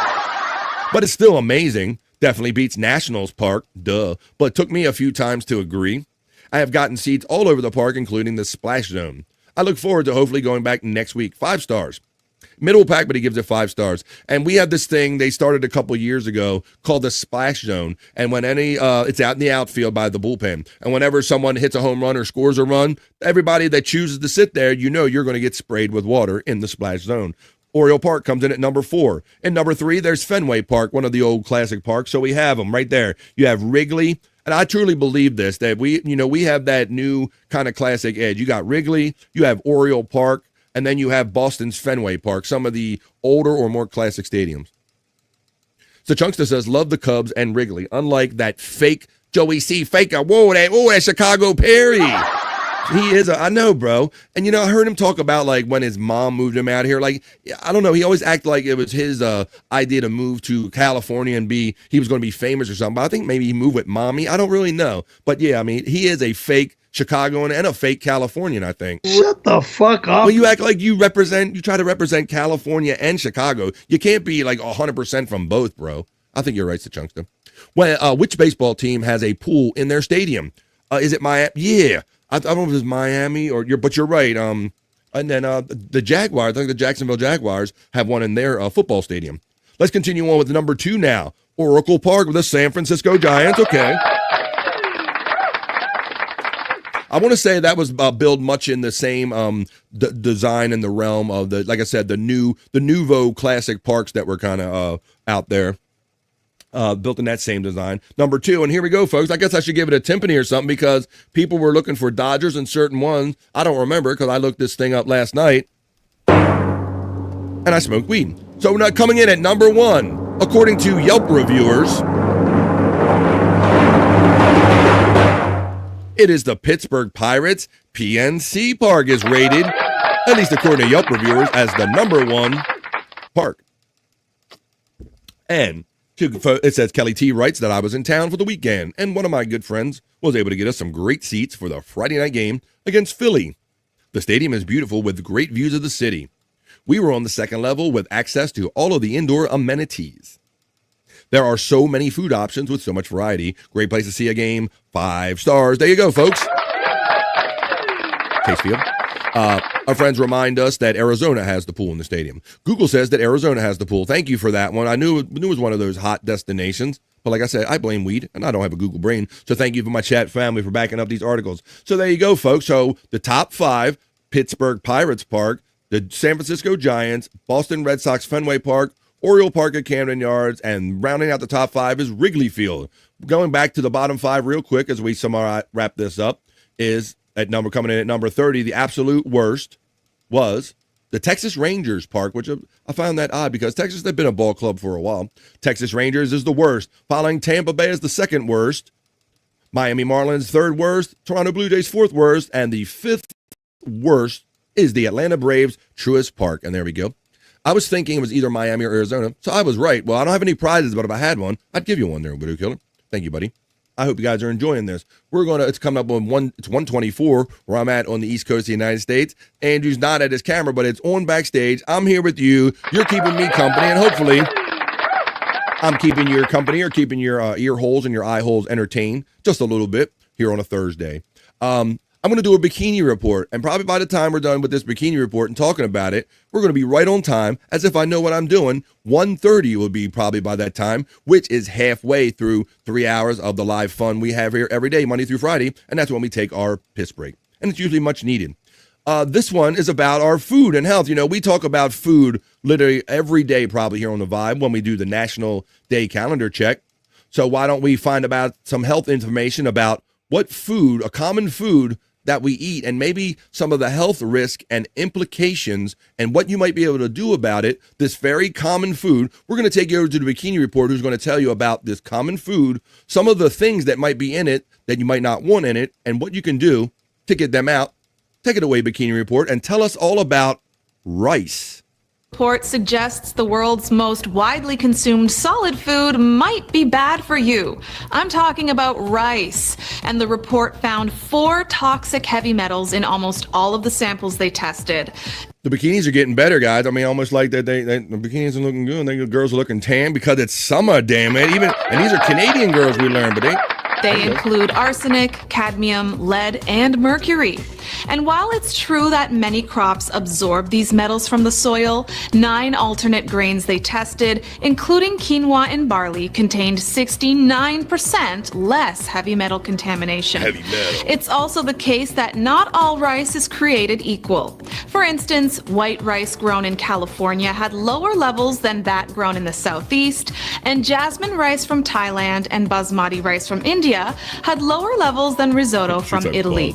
This is why many experts recommend you soak your rice in water and then rinse before cooking. Some studies have soak your rice in water and rinse it, folks. I know you're having a hard time getting facts out of her because she's looking fine in this bikini. But they're saying there's high levels of arsenic and heavy metals in our rice. So you got to soak that shit. You got to soak in it. That's what she's saying. And she's looking fine. Shown that this method can reduce arsenic levels by up to 60%. Is rice a food that you eat often? And do you do anything to it prior to cooking to reduce the toxins? Let us know in the comments and follow the Bikini Report for more daily headlines. Thank you, Bikini Report, for that report about one of the most common foods, rice, and how it can absorb so much arsenic and things of this nature. So there you go. I guess they're suggesting much like bananas and fruits and things of this nature. Now, you know, they're considering the same thing rice, that you got to wash your shit. Whatever you eat, you got to wash it before you eat it, folks. Well, there you go. That's how we do it here. This was the Vibe Not So Serious News. We did a few stories. We always wrapped it up with a Bikini Report. Now let's get on with more fun with the show, and let's end this. That was the BF Live, the Vibe Not So Serious News.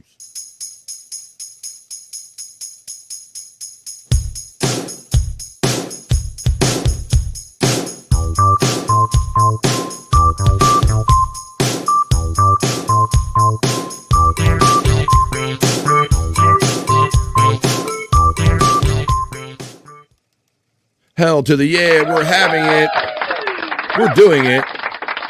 We're doing it. But it's not at the same time because my boys aren't here yet. But they are burning the midnight oil. But I'm not, folks, because I'm here every day, Monday through Friday, no matter what. And I'm glad that you guys join me every day, Monday through Friday, for 3 hours of live content. I really love and enjoy doing this. And I just want to help people make their day better. Just realize that we only get a short ride on this planet. Let's not be bitter and let's make our lives bad. Let's make them good. Let's have fun and be positive. Don't let the world drag you down. Let's get down. So here's what we're going to do, folks. It is coming up on 1:30, just like I said. And right now is when we take a piss break halfway through the show. But fret not. I got a whole sheet full of fun stuff that we're going to get to here today on The Vibe. Well, hell, we haven't even done the National Day calendar yet. I don't want to go down Scott's hole unless he's here because I need supervision. Maybe we'll do a little segment on maybe some, we all grew up loving certain like celebrity women. But when celebrities, some let's just say some of us don't age like fine wine. So we're gonna catch up with some celebrities that ain't what they used to be. We can check up with that and what happened. Older celebrity women or girls gone sad, if you will. We'll do that after this piss break. The piss break's only 2.5 minutes, folks. So this is a time to pause for the cause. You can do what you got to do, handle your personal business. You can also grab a drink or grab a smoke or grab a snack, but make sure you grab a friend and tell them that this is BF Live The Vibe. It's 3 hours of positive vibes, and no one's having more fun than we do here every day, Monday through Friday, being positive. So let's do this, folks. Like I said, it's brief. It's only 2.5 minutes, and we're going to be back for a whole lot more fun, like I hope you were having right after this.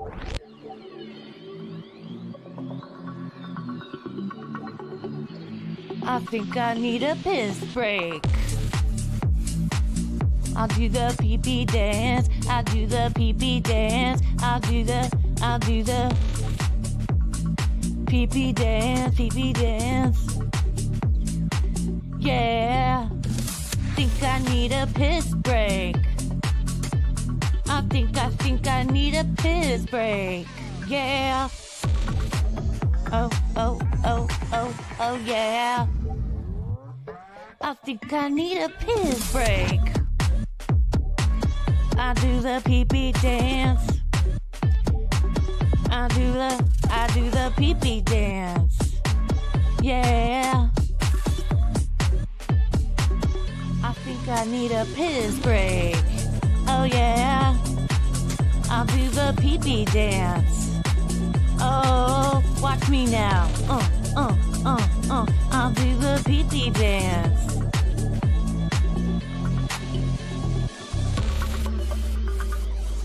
Come on, give it to me, that pee-pee break.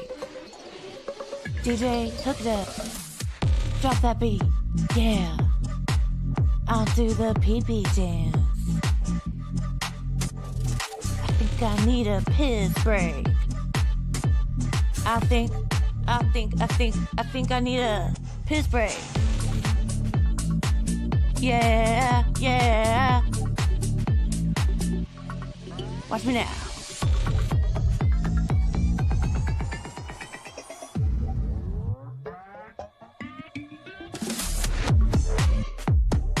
Pee-pee breakdown, pee-pee breakdown. Break it down, pee-pee, yeah.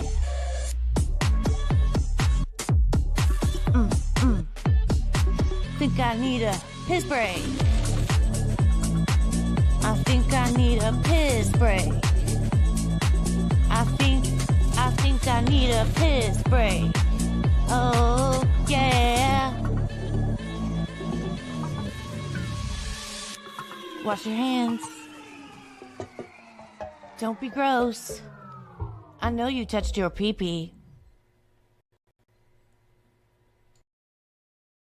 You kind of have to if you're going to take care of what you got to take care of. All right, folks. Well, we are back for the second half of The Vibe. Not just any vibe. This is Thursday, and it's the Vibe Stream Show 323. How's everybody doing today? Did you get your piss break in? I hope you did. Let me see. I know you touched your pee-pee. Nightbot says pecan. Oh, shit. Let me see. We have. Give me a base. So it says, let me put this on. I eat my rice like a true American from Panda Express. You do, say? Or maybe BF Chang's. We need to get some BF Chang up in here. I don't have no Scott's hole, no reason to smoke. I could just pull an audible kind of memorial, another dab done for dunks. But I'm about. I think we will do that. Matter of fact, I need to do that. I'm looking for any excuse to do that. But first, let's have a little spiritual break here on The Vibe. Let's bring the spirit up in the room. Let's jam a little Jesus rock. Oh Lord, we feel your presence. Oh Lord, we feel you. Hell yeah. Fall down, Spirit, come have your way. For you are the potter and the Oh Lord, we feel your presence. Oh Lord, we feel you move. Fall down, Spirit, come have your way. For you are the potter and we are clay. Oh Lord, we feel Oh your Lord, it's presence. right. Oh Lord, Oh. enough of that. All right. I'm trying to bring a little spirit up here in the vibe today. Fill me ears. Oh, I checked in just in time. Hey, Popkey, how you doing, buddy? Good to see you on this day. And we started out with Andrew, but he kind of dipped out. You fill me ears. Oh Lord, there you go, says Popkey. Well, there you go. Oh Lord, indeed, that's what he was singing to. Yeah. For whatever we're having that kind of day. Andrew, he was with us a little bit earlier. He's since dropped out of backstage, so I'm just hanging with my great chat family. I'm glad you jumped in on the vibe today, buddy. Yeah, and I got no Scott, so I'm not sure we're going to get to do the whole today, but I know something that we always like to do here, being that we frame the day. And I'll remind you once again, and even though I do this, I'll probably forget because of weed. Today is June 12th, 2025. That's right. And so we always like to check the National Day calendar because it's always some kind of crazy holidays and celebrations for someone or something. So that's what we're going to check now with the National Day. Hey, hey. 3, 2, 1.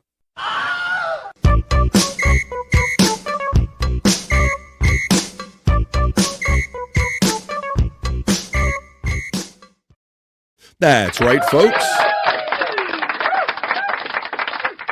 Always wake up to these crazy holidays, so we got a couple of them for you today. And there's one or two. Well, at least there's one that I like. I don't know. We'll talk about the other ones. But I'll say once again, today is Thursday, June 12th. This is the first of my 2 shows. I'll be hanging out with you great people today. Thank you all very much for having fun with me and allowing me to do these shows for you like later on tonight.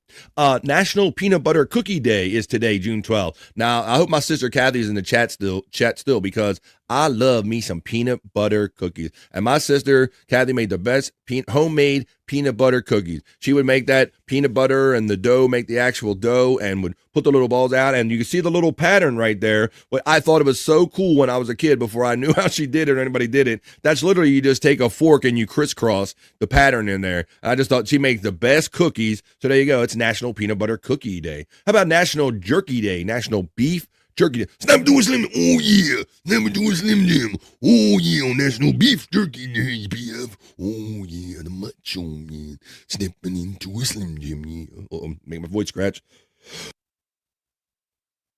Doing that little bit right there makes you cough. It's National Loving Day here on the Vibe. Oh shit. Sounds like somebody already got started on it. And of course, with National Loving Day has to come National Red Rose Day today. Well, we got more than I thought we did today.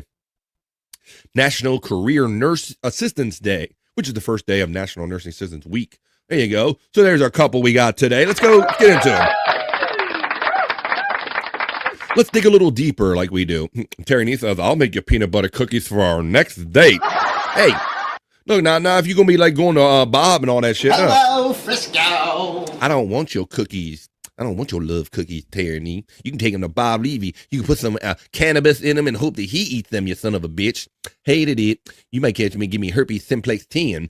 Let me continue on here at the Vibe. Let's talk about this because, like I said, Terry, no, I'm not. I will not. I refuse your cookies. I'll only take them from my sister or a store. But let's see what you like about National Peanut Butter Cookie Day. We are baking up some goodness on June 12th for the National Peanut Butter Cookie Day. This delicious food holiday allows cookie lovers and peanut butter lovers to step away from the pies and cakes to indulge in a little peanut butter and cookie therapy. Alabama's American Agricultural Extension Educator. Man, that's a title. What is your title? I am Alabama's American Agricultural Extension Educator. George Washington Carver promoted the peanut extensively and died penniless. That's right. George Washington Carver died penniless, motherfucker. Sold from the white man. Well known for his promotions, Carver compiled 105 peanut recipes from various cookbooks, agriculture bulletins, and other sources. In 1916, he created a research bulletin called How to Grow the Peanut and 105 Ways of Preparing It for Human Consumption. The bulletin included 3 recipes calling for crushed and chopped peanuts as one of the ingredients. However, peanut butter cookies were not one of them. Oh, he slipped on that. Smart guy, but he slipped on that. Incidentally, The peanut butter we know and love today didn't become commercially available until 1920s. In 1922, Joseph Rosefield kept the peanut oil from separating from the solids through this process. Afterward, he patented the process of homogenizing. Homogenization. Oh my. That means you become a homo? Is that what that means? The process of homogenization, and sold it to a company that began making a peanut butter called Peter Pan. There you go. No one knows why we press crisscross force marks into our peanut butter cookies before baking. However, homemade peanut butter cookies would just not be the same without that bit of decoration. And I just saw that that's how she did it, just to get the cookies flat enough that once that they baked out, they would be like that good round size, because I think if you just left those lumps of peanut butter there, they don't necessarily fall down nice like the chocolate chip cookies that when you cook them.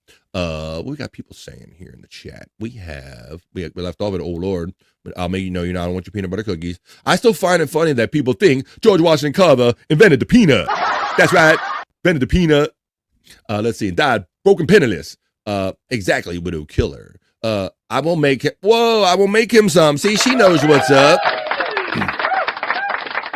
I remember you're like the first peanut butter cookie I ever had, because they didn't really have like a commercial that I knew of peanut butter cookies in the store. So any peanut butter cookie I got was always from her.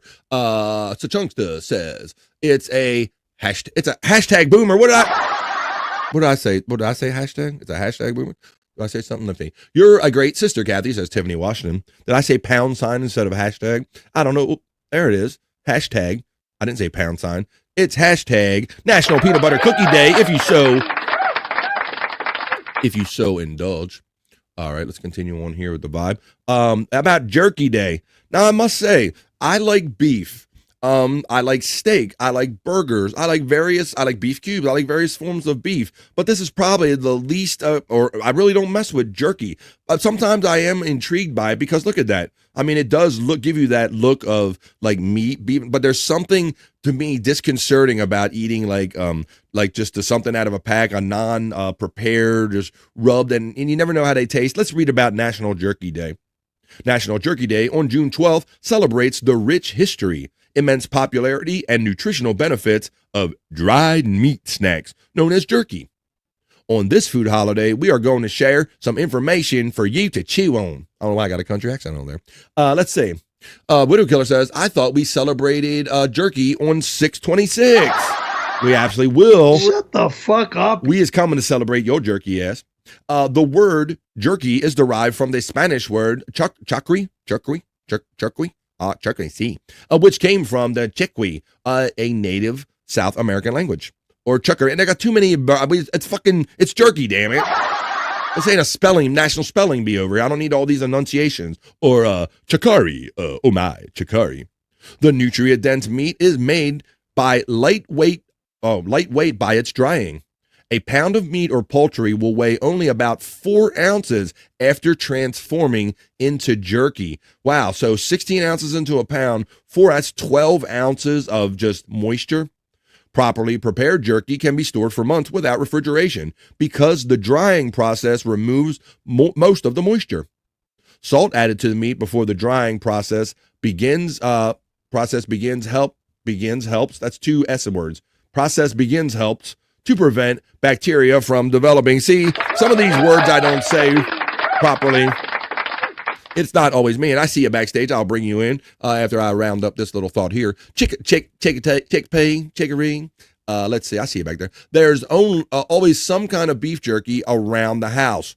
Always, says FJM. And I understand that people go hard in the paint, make their own jerky, and that says they like dehydrate their own meats and things of this nature. I see you backstage, so I'm going to bring you in now. Let's see, but this guy's not a jerky, although some people want to, no, he's not a jerky, but let's see if he likes it. Let's see what other things you're going to talk about with him. You don't know who it is, but it's one of our bros. This bro is the bro you know from the Great White North. It's Bobby Nick. Yeah, deep butt cheeks, motherfuckers. Bobby Nick, jerky, pro or con? Pros and cons. Pro jerky. Bro. Bobby's a jerky boy. Hell yeah. I remember back in the 90s, man, you'd get like a big fucking huge bag of beef jerky for like $18 at some outlets, and man, I'd go buy like 2 bags, have enough for like a long time, man. Just I see another one backstage. Yeah, that's fun, jerky, Bob, because I see it at the cash registers all the time. It's definitely become like a niche, like $billion industry. I think people try to take the Slim Jim idea and just keep expanding on it, because now when I go to the grocery store, like I said, it's all these kind of like boutique-y brands, if you will, for lack of a better way of putting it. Like we got Jack's Links, and you got all these different companies that have jumped in this big beef market, buddy. Yeah, I know. I miss the days when they used to just dehydrate their own at like markets, and what was buy a huge ass bag of it. What was it? I want to say maybe this guy will help me remember, because there's somebody else backstage we're going to bring in. I'm starting to get a memory, and I need my help with my wheat heads. It was Duck Dynasty and Uncle Phil or somebody. They had a dehydrator, and they made squirrel jerky or something. They put something in a dehydrator like that. Even them country boys are like, Jesus, what did you do that for? I don't know if it's squirrel jerky. Maybe somebody in the chat will remember, or maybe this guy will remember. And then this guy, even without even asking, I gotta imagine he's got a little bit of history of jerky. He's our bro. He's here now. He's Scott Fitzpatrick. He's the pop master. Oh yeah. I got the jerky boys here now. What's up there, Scott? You got here just in time for jerky talk. And I'm not talking about like masturbating or anything. I'm talking about actual jerky. Right. I'm just a Slim Jim guy. I don't really know my jerkies. Slim Jim. Whoa, Bobby Nick, you hear Bobby Bags up there? Yeah, like what the hell? Bobby Bago jerky up there. Bob. I'd like try to Slim Jim. I've had like when they used to make. Remember Slim Jims used to be like only like this big, like and you could get a cheese steak that was kind of similar. And sometimes I'd eat one of those and chase it with a cheese stick. But now like Scott's whooping people's asses in wrestling matches with giant meat sticks and all. They got oversized, so they went the whole other way with the meat and all. Well, so I'm guessing you boys was up very late last night. I'm guessing. Huh? Well, I was up late. I don't know about Scott. Just catching up. Yeah, I think I was just up in the hole or something. I don't even remember what I did. Well, yeah, when that you're here, maybe we'll go down the hole, because it's your hole, and I don't want to go in your hole without your permission or your. So I'm glad that you're here. But Andrew was with me earlier. He started off the show strong. We got the pump update. He's having issues. I think finding the pump or getting somebody to put in the pump, or he gave us a little pump update, and then some people came in. Grandma came in, and then he went backstage. I put him backstage, and he kind of dropped out. So I'm always happy to have you guys here. I drive almost to Milwaukee to get slabs of jerky at a special butcher. Is how deep in the paint the Chunkster goes for his jerky game. Good morning, Bobby Nick, says Tiffany Washington. Deep butt cheeks to you, Tiffany. Wendy kicked the shit out of Bobby Nick last night. What was? I didn't get to, like the other night. I did see the controversial at least to one person, Scott, the match between Bobby and Scott the night before. But could you describe the match that went down last night for those that didn't see it? Well, it was a 6-man elimination match. I can't remember who all was in it. I know Jen 6 is hard to remember. Yeah. Yeah, I was in it. Jen was in it. Oh fuck. Wendy was in it, of course. I think I've seen a puppet in it, right? Puppet? Yeah. Oh yeah, 2K was in there. Yeah, yeah. So it was a mixed sexes match, huh? So you guys were slamming each other, slamming the women. I'm sure Wendy was wearing you out. Yeah. And then I want to say I did walk in on the end of that, and I saw did Wendy win? Wendy raise the belt? Was that what we're talking about? Well, there was no title on the line, but maybe that was the night before. I think it was Wendy. That's the night before, but I can't keep track of them. But if you guys are wondering what we're talking about, and if you want to see what it looks like to have Wendy Pack wrestling Bobby Nick or all of this stuff, it's PCunt420 on YouTube. The link's running in the chat. Bobby Nick, you get shout out love from Just a Guest. Just a deep butt cheeks to you, sir. Oh yeah, Wendy defended her title belt again like a G. Bro, I gave Juggalette Jen a little bit of fun grief about it. Did you see her on social media with an actual belt last night? Yeah, well, it's so funny because she showed this belt off for quite a while. So she's possessed it. I didn't. I thought she got it from stole it from her old nephew to front or something. No. She told us it is the actual belt. It's a replica of the actual belt that she's holding, the '90s version of the Intercontinental title. Just know that if you go to a live wrestling event, which some people, I think Popke said he took his daughter to somebody recently, just know that if you go to a live wrestling event, you will see people just like Juggalette Jen, were on there rocking belts. You will, that will be a thing that you see when you go there. The belt game is strong, Scott. When I go to wrestling, I'm amazed. Bro, these things shine. They're polished. They look like they're $200+ pieces of shit. And sometimes they got on their shoulder and they're wearing them around their waist at wrestling. When Jim was holding it up and showing us, it looked like it had some quality and weight to it, man. It wasn't no cheap plastic thing. Yeah, a nice reppy, somebody will steal it from you. But those crowds they're like that, but luckily they're not like violent and thieves or anything. I thought that was a non-title match. We cleared that up. They sure did overpriced beef jerky, FJM. Yeah, right. You see what I'm saying, bro? They had this whole boutique line. Like I said, these Jack Links and all that stuff. Like a lot of people jumped in that industry. Was it duck jerky? Tiff Washington says. I imagine it was, since they shot ducks all the time. Scott, I was trying to call watching an old episode of Duck Dynasty. I should have known it was Duck, since it's called Duck Dynasty. But for some reason, I thought it was Squirrel.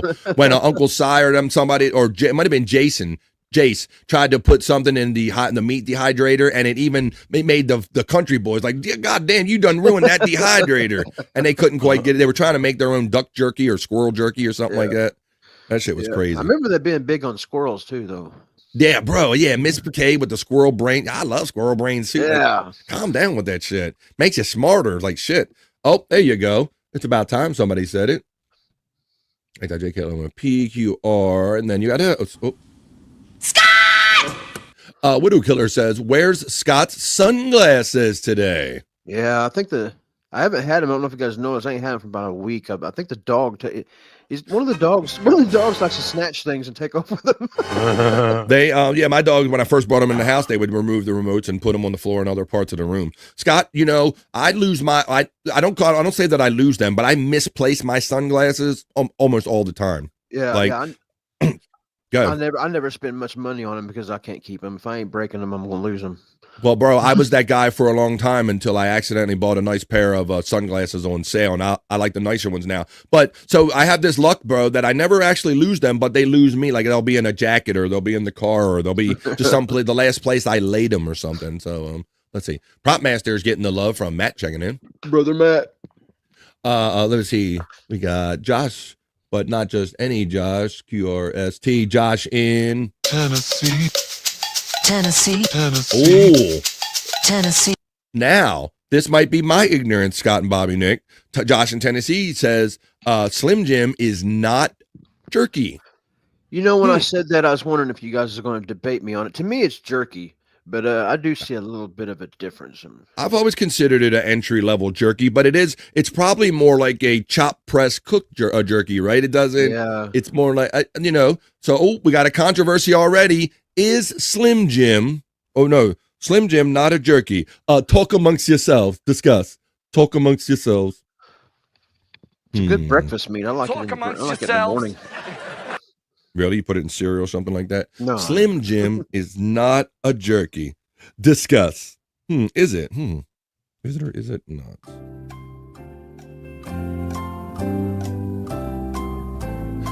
Dear Jerky is great. And it also the opening of every letter he writes to me. Dear Jerky, how you been? Slim Jims are awful greasy nowadays, says our friend FJM, jerky expert. Kyoto. What's that, buddy? That's what I like. I like that orange grease. You like it a lot. Widow Killer says Kyoto. Kyoto eliminated Juggalette Jen. She's not happy about it, and she's laughing though. Popke says, check your email before you do Scott's whole BF.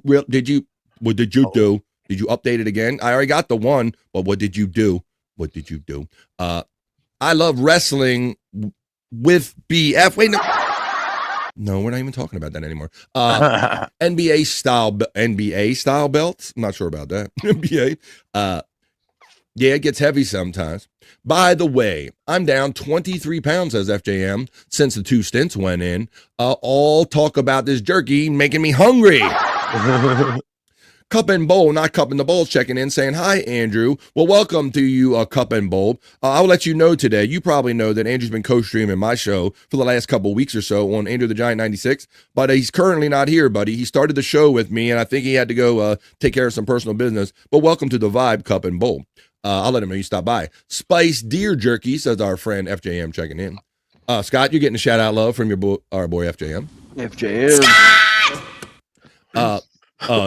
It's a beefsteak. Oh my, hey beefsteak. That was my nickname in school. Hey what up beefsteak? How you doing over there, beefsteak?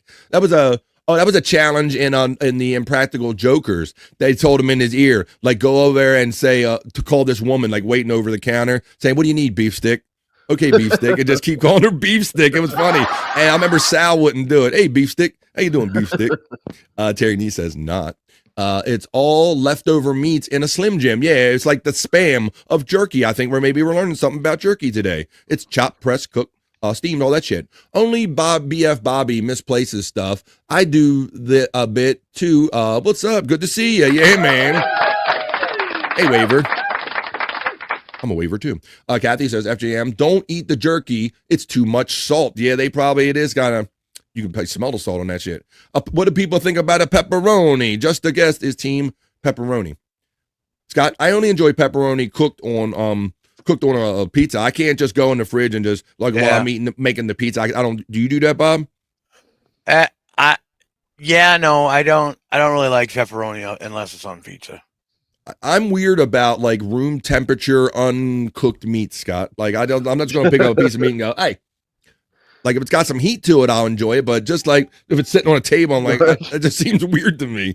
Well, you guys know if it's something sitting around a day, it doesn't really bother me. And I'll buy a bag of pepperonis just to snack on the pepperonis out of the bag. And that's good. I imagine a lot of people do because it's like a steamed or like cooked meat, and they slice it up and it's just refrigerated. But for whatever reason, Scott, though I know it might be cooked fully, there's something about it, like eating it cold or room temperature, that it's not appealing to me. Not anthrax. Not. I'm the man. I'm the man. I'm so bad. I should be deleted. I'm the man. We were thinking the same thing. I got a Slim Jim for Scott, says the gay goatee. I got a Slim Jim for Scott. Yeah, that's what he's afraid of. Let's see. Hello, Frisco. Just a guess says, tubed meat. Oh my. When she boogies, she do the tube steak boogie. Boogie woogie baby, boogie woogie all night long. Widow Killer says Slim Jim is made from beef, pork, chicken, so it's not beef jerky. And that's a more you know. People are checking in, straightening us out. That is a more you know. If I can find a fucking more you know. There's a more you know. From Widow Killer. I have been educated on my own show today, which is not an uncommon occurrence. I learned about tubed meats, and I learned that Slim Jim is made of beef, pork, and chicken, so it's not jerky. Hey, King of all dabblers, says Stephanie Washington. I had to give up my candy. I guess it was 23 pounds worth. Damn, Scott and Bobby Nick, I didn't know anybody had candy game like I do. Yeah, I mean that sounds. I was just gonna say that sounds like Bobby Fran level. I figure you would. I got me a shelf back there. I got me the big bag of Twizzlers I'm working on now. I got the big ignorant bag that zips shut back shut, Scott, because you know you're going to want more. Let me see. Oh, shit. Hey, Mama Nick and a Papa Fitz. I love it when the Mama and Papas are all together. They're not arguing. FJM, 100% about that saltiness, Kathy, says FJM. Sir, yes, sir, BF Bobby. What's up, Waver? Checking in. Kamala Trump checking in saying, hi, father. No. I'm your father. Kamala Trump checking in from the Andrew the 96 channel, enjoying BF Live the Vibe. I hope at least you're enjoying it. Being co-streamed on that channel. What a combo name there, Kamala Trump. Josh in Tennessee says Slim Jim is pretty much a pepperoni stick. Now, see, we're getting into controversy. Well, because the pepperoni is a bit of a chopped up, probably made of a certain few meats. We're getting deep in the meat talk here on the Vibe. There's a meat stick. Hey, beef stick. Yeah. Oh, shit. And you eat spiders and caterpillars, Scott. Yeah, he does. BF likes my meat at room temperature. No. Not your meat, knucklehead. Bob's trying to pick up on him and trying to take him to Jersey. He's trying to sweep him off his feet. He said, you went to D.C. with BS, but you won't come see Dominic's band with me in Jersey. He was like luring him out, like trying to on his show this morning. I saw him going down. Let me see. Trying to steal. I make 60 gallons of some mean Southwest style beans, says our friend Waver checking in. Well, I've heard that they're good for your heart, and the more you do something, the more you do something else. Oh, there it is.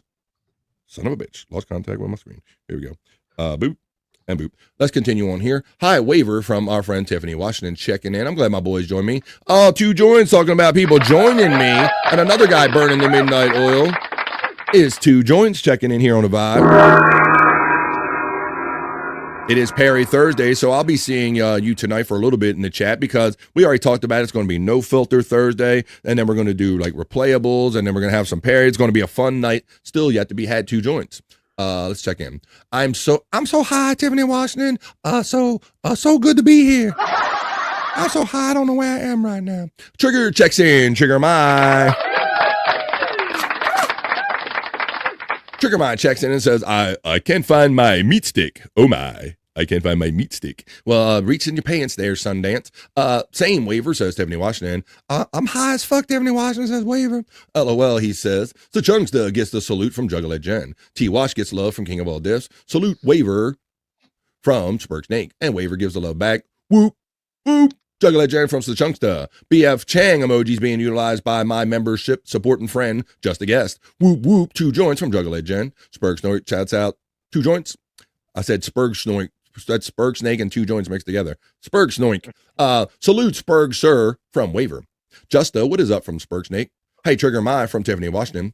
FJM says, I had a big old bag of Skittles. All the flavors, resealable kind, of course. A big, huge bag of my Lifesavers, and you don't want to go to my shelf because I can bring all of that and some more right now. Bobby Nick, I can bring all that. I got the Skittles bag that reseals. Literally, I got the one with the old. What you know about?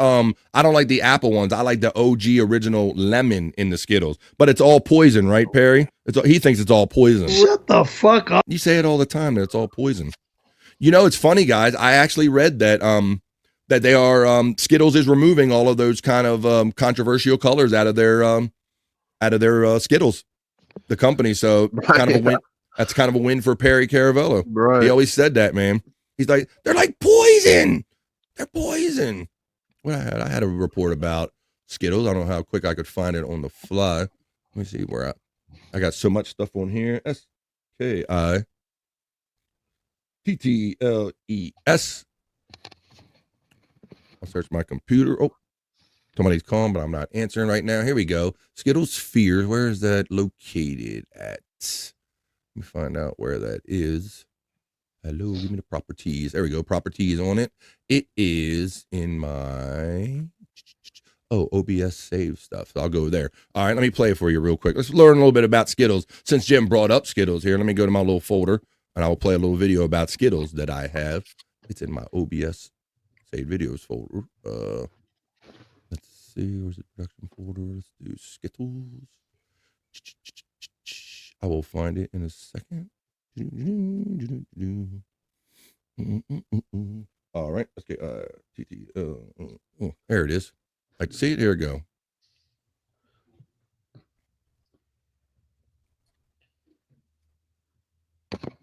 Are we supposed to be seeing it? I'm waiting for it to play. I'm getting a spinny thing, Scott. Okay. But thank you. No, you're right. You're right. It's spinning. It's like sitting here spinning. You know what?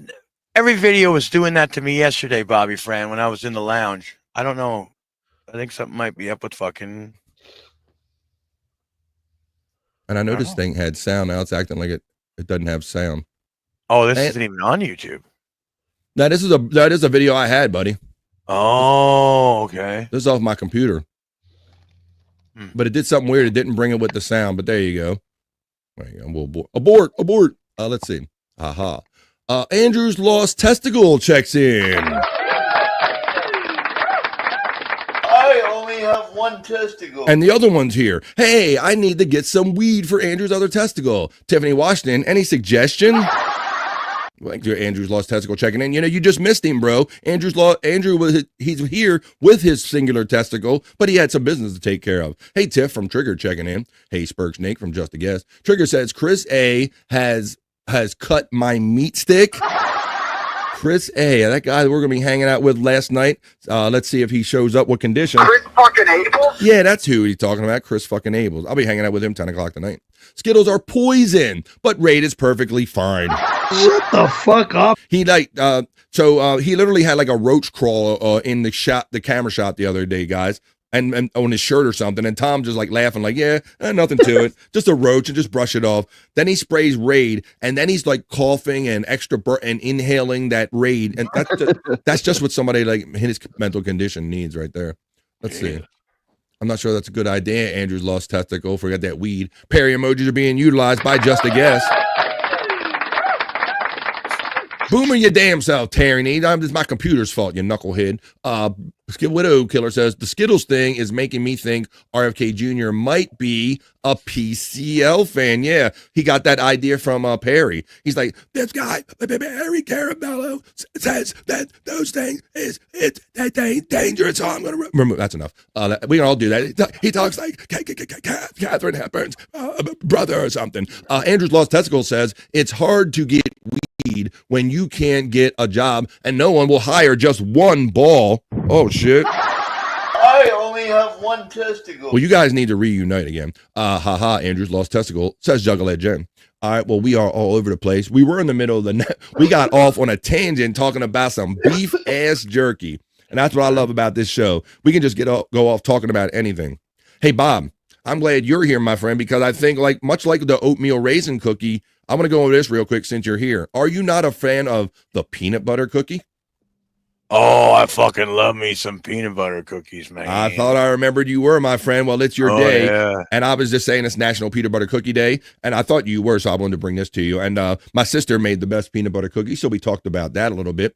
All right, folks. Well, I think we kind of did all the ones that are kind of good. And now that we got boys here, we can get on for some fun. Now that I got some friends here that always look out for me and join me. Let's get on with the show. That was our fun National Day calendar check today. That was the National Day. Hey. 3, 2, 1. Is it happening?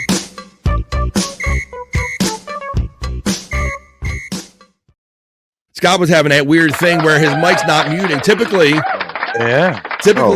see, we're getting all kind of glitchy things. Typically, StreamYard takes over, and whenever you play an element, it will automatically mute most of our mics. But Scott's whatever today. My videos aren't queuing up, and your mic didn't mute. I didn't see the video. I just seen us. Really? Did you just see the videos? That's the reason I asked. I did. You saw the National Day, hey? I did, yeah. Bro, we are all having fucking... It's a technical day, but we are going to strive through it. It's only 6 minutes into hour number 3, 6 minutes after 2 o'clock, and we got some great. Hey, I see your shirt, Bobby Fran. Thanks for repping. Oh, you do?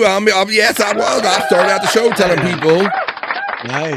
that I was repping, wearing my In the Lounge shirt. How did that go yesterday, Bob? Oh, fuck! It was fucking insane. I got in there. Well, it was 150th episode, right? So that's a little bit of a celebration. But yeah, I got in there. There was like, I don't know, like 5 people already fucking gifted shit. I was like, holy fuck, That's nice, man. We have the best community. Everybody wishes that they had our community. And now, wait a minute, is that Bobby Nick or is that me, Scott?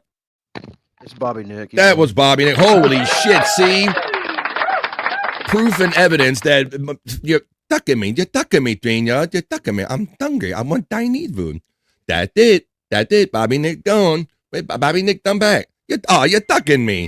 You're tucking me. Trina, you're tucking me. I am hungry. I want Bobby Nick. Widow Killer says, psych, if you're watching, that's your next video. RFK Jr. giving Perry credit for the Skittles thing. That would be a fun media share. Widow Killer, I don't know if you were here when somebody asked, I think it might have been Just a Guess or somebody asked if we've ever done like a collective media share, Scott. Like if we could ever like collect our money and do like a fun, like something to submit. We know Psych Clyde has done a couple of them. Right. Yeah. Sometimes we need a good angle of what we can present to Perry in a media share. That's something that'll really that might be something worth thinking about, and I would definitely chip in on that, and we could produce something together. That would be fun. But also ask me if I ever did any kind of the stunts, and I've kind of added to the stunts. Like I think the one time he had his shirt off, and I said something about I'll give him like $5 if he draws circles around his nipples or something like that. I might have been. Or I tried to get him to draw something else that he was already doing on his body, but not fun. Let me check that off. Now, Scott, I've been sitting on this next thing for a while here. I'll wait for hopefully Bobby and Nick will come back soon. We've had the luck today. So we grew up watching. I'm assuming you grew up watching reruns of Gilligan's Island when we were younger, Bob. Scott. Yep, seen them all, and it's surprising how few there are. Whenever how few episodes there actually are. Wasn't it only like 1 or 2 seasons? Yeah, and I remember some things are coming to mind. So the first thing that comes to mind was my adolescence and Ginger and Marianne, right? Yeah. And then I think about the stars that were on there. Like I always think about how they never could get off the island, and Wrong Way Feldman or whatever landed a plane on the island and he left, and I mean all kind of stuff and whatever. But once again, I'll go back to the whole Ginger thing. Were you a Ginger guy or were you a Marianne guy? Because see, I was strictly a Ginger guy. I didn't even realize that there were Marianne guys until I got older, Scott. Yeah, I was always a Marianne guy. That's interesting because Ginger, I was easy for the horde. I'm the flashy. I'm the flash bang. Man, I like country bumpkin type. And she put on that voice of, oh professor, I'll blow you if you give me a coconut radio. I'll blow you. Or whatever the fuck she was doing, trying to seduce them on that island, whatever. So yeah, I was a Ginger guy. Well, she's still alive, Scott. Tina Louise. Yes, she is still alive, and there's been a sighting of her. I'm gonna do this as a segue. We're gonna talk about some celebrity women, girls gone sad, or like we kind of knew them as being beautiful, but they might not look so great right now. But I don't know, but you might have a different opinion about this, maybe about this one. Gilligan's Island star Tina Louise is spotted in a rare sighting at 91 years old, Scott. Damn. That's her, of course. I guess it ain't bad for 91. I mean, right, for 91 to be upright, and you got your hair color, and you got, she's got some kind of look going on about her. The 91-year-old star, best known for playing Ginger Grant on Gilligan's Island, was spotted in New York City on June 4th. She was wearing jeans, a black jacket, and an oversized black sunglasses, and was carrying an umbrella. Also visible was her signature red hair. Louise played Ginger, a.k.a. the movie star, on Gilligan's Island from 1964 into 1967, Scott, to go with what you were saying, at 3 kind of short seasons right there. Yep. Well, I remember watching them in a loop over and over again and not caring, Scott.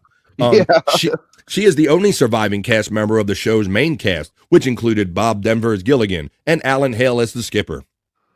But she did not return for any of the spinoffs and sequels, and has had a complicated relationship with the series and her role as Ginger. I noticed that too, Scott, on the couple when they tried to do those ABC mini movie comeback things. She was never a part of it. No. When Louise was cast in the series, she was appearing on Broadway in the 1964 musical Fade Out and Fade In, which starred Carol Burnett. The CBS casting director, Ethel Wynant, called me at the theater. Do you think you could play this Lucille Ball, Marilyn Monroe type of character? I said yes, she told Forbes. In March, I got in there and the director wanted it to be more sarcastic kind of character. And so then I didn't even want to work on it anymore. And I told him I wanted to quit. What did she think it was going to be, like a real Lucille Ball, Marilyn Monroe? And now Scott is gone. Holy shit, folks. And I'm back. It's back to me and you. And now I'm gone. Hell, why don't we go for you? What the hell's going on here? All right, well, we're back to me and you, folks. So there is the public sighting of Tina Louise from Gilligan's Island. My boys have been slowly, they're literally dropping like flies over here. Like, what the fuck?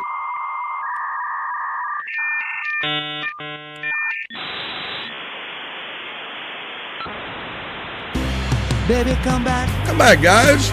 Angel. You can blame it all on me. Just a narcissist. Bobby, come back. Baby, come back. You need to help me comb my spider hair. You don't have to wear that bikini. Well, wow, I was hoping to have a little give and take with my boys about their memories of being adolescent with Gilligan's Island stuff. But now I've set up the story. I can show you this video I have, and we can all talk about some of these ladies. And yes, she starts off the list of this top 10 famous ladies of Hollywood before and after. But this video is weird. This is more like after and before. So let's start off with these right here. We're kind of doing this segment's called What Happened? Celebrities that used to be hot, but they're kind of girls gone sad. Their body they're not cutting it no more. But here's Tina Louise right here. And what I just kind of showed you, there is with no sunglasses on in 2025 at the age of 91. And it'll show you what she used to look like. Even though that's a weird picture right there. That's some kind of weird artistic AI picture of Ginger right here. So that's what she looked like in 1958 at the age of 24. She was, you know. How about Victoria Principal? I wonder how many people in 2025, she's still alive and she's 75 years old. Not a bad looking 75 right there.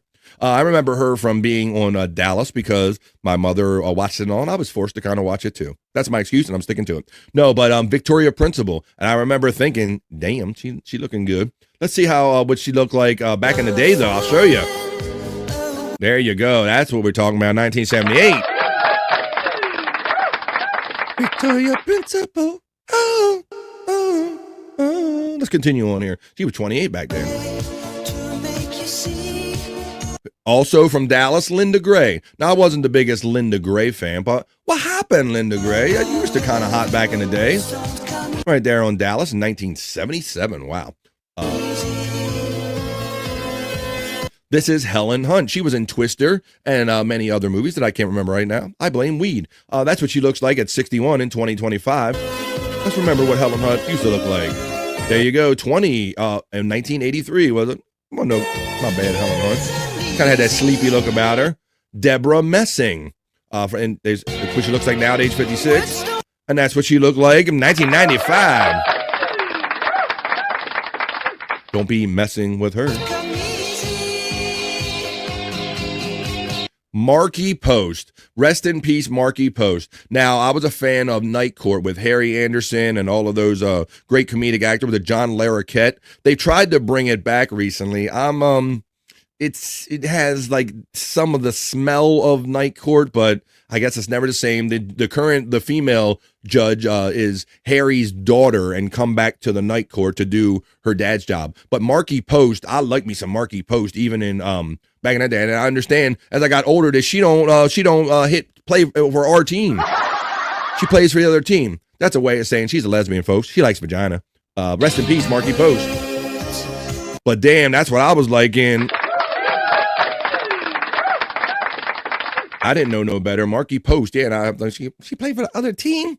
Damn, that's a shame. That's a damn shame.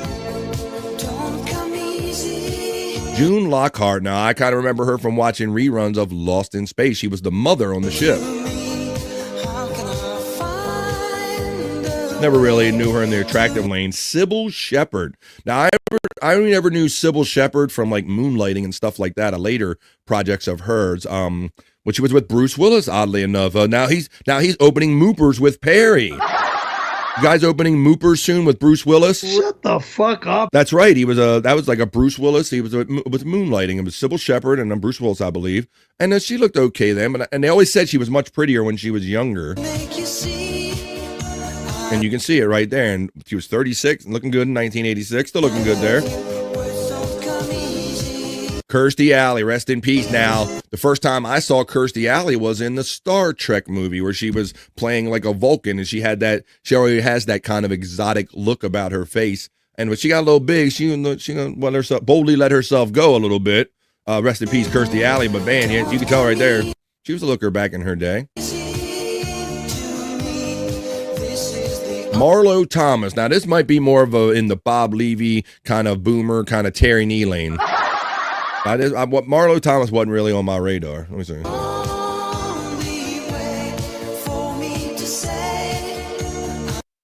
And there you go, folks. A little segment.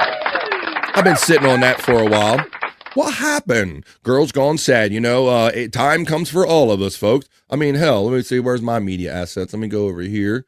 All my media assets. Because, hell, folks, I mean, shit. I used to look like this. So, shit, I mean, Times even come for me. What am I going to do? There you go. Well, man, this is, I mean, we're going to keep going here. It's 2:17, so I'm going to keep going solo with you. I started out with Andrew. I ended up Han Solo. My boys jumped in for a minute, but we're having the technical difficulties. They're getting kicked out one at a time. My videos are getting cut off, but I'm persevering. I'm having fun with you. Let's go.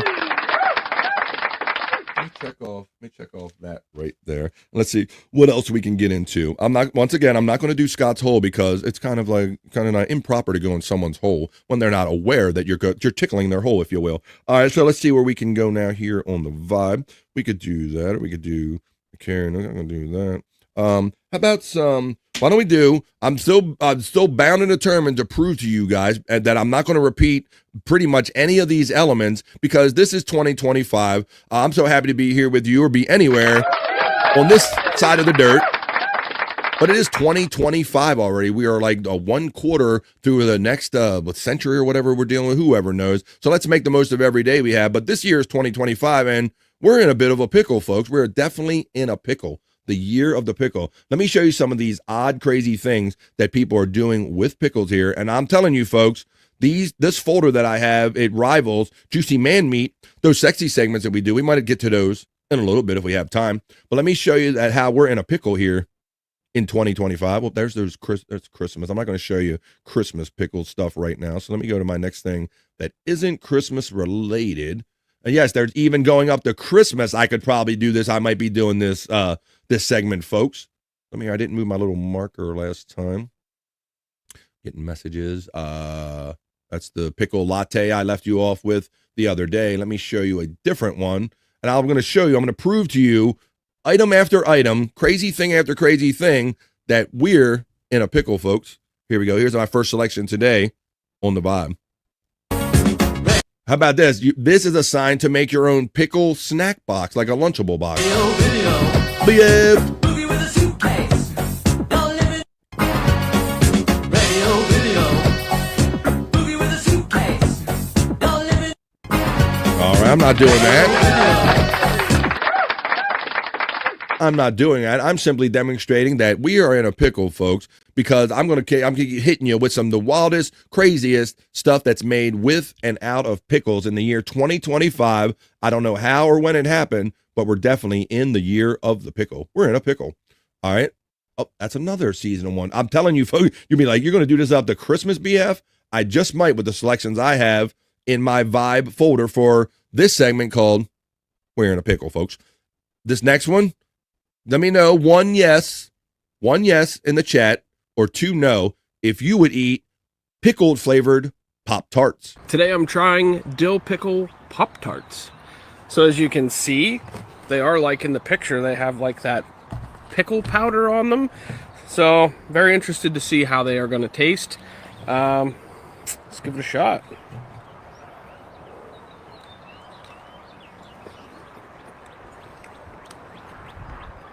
It is very pickly, garlicky, dill pickle flavor. Yeah. And you have that sour pickleball powder at the top. Yeah, turns everything green. To the no. You know what, guys? I think not too bad. I know what's happening. It sure is. Yep. Wow. And I get 16 in this box. They'll be going pretty soon. So these were the dill pickle Pop-Tarts. Make sure you pick yourself up some. See you guys. Have a great day. There you go. I don't know. So what we got? I wish I could tell if you guys like that or not, but I think along with all of the technical difficulties that StreamYard keeps throwing at us today, you might notice that the last chat I have is from Widow Killer, and this was at 2:05. We're now 2:22 on the East Coast of the United States, and I've been given no more chats in my chat feed, but I do see them coming up on my Facebook one. Scott is in there saying, me and Bobby Nick can't get StreamYard to work. I know you're not lying, Scott. I can only see you in the YouTube chat.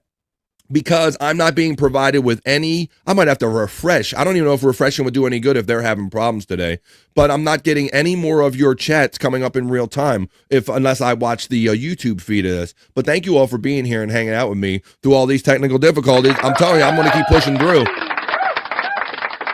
I'm going to keep pushing through, y'all. Let's go.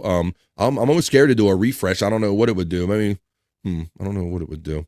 It definitely probably kick me off the air for a minute. I don't know if it would kick the whole show off the air. I can see Juggalette Jen saying in the chat. I'm seeing Tachungsta saying 2. He ain't having it. I'm seeing Terry Nee throwing up the pickle over there. I would put him up if they're working. Widow Killer says Perry's favorite. That's right, exactly. Shut the fuck up. I agree there, Widow Killer. I wish I could throw him up on the screen. Hey, why don't we test it out? See if you guys throw me a super chat and see if that works or something. No, I don't know. It might not work today, but let me see. Let's continue on with the vibe because we are in the year of the pickle, folks. So even though I can't pull up your chats in real time or manage to get guests in today, thanks a pant load there, StreamYard, I'm going to continue proving to you that this is the year of the pickle. We're in a pickle, folks. I'm in a pickle technically here on the vibe, but I'm going to push through until 3 o'clock on the East Coast of the United States and hope for better computer stuff tomorrow because we do this every day, Monday through Friday. Pickle skin. Here we go. Is the next thing. On the year of the pickle, guys, pickle skin drumsticks.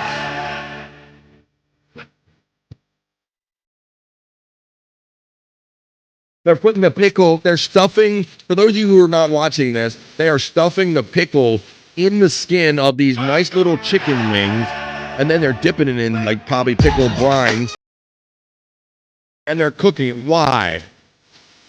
Why? It's Chinese, says FJM. It's a pickle party. I'm reading you guys in the YouTube chat. No, I'm not sending Uncle Jack to motherfucking Lynn.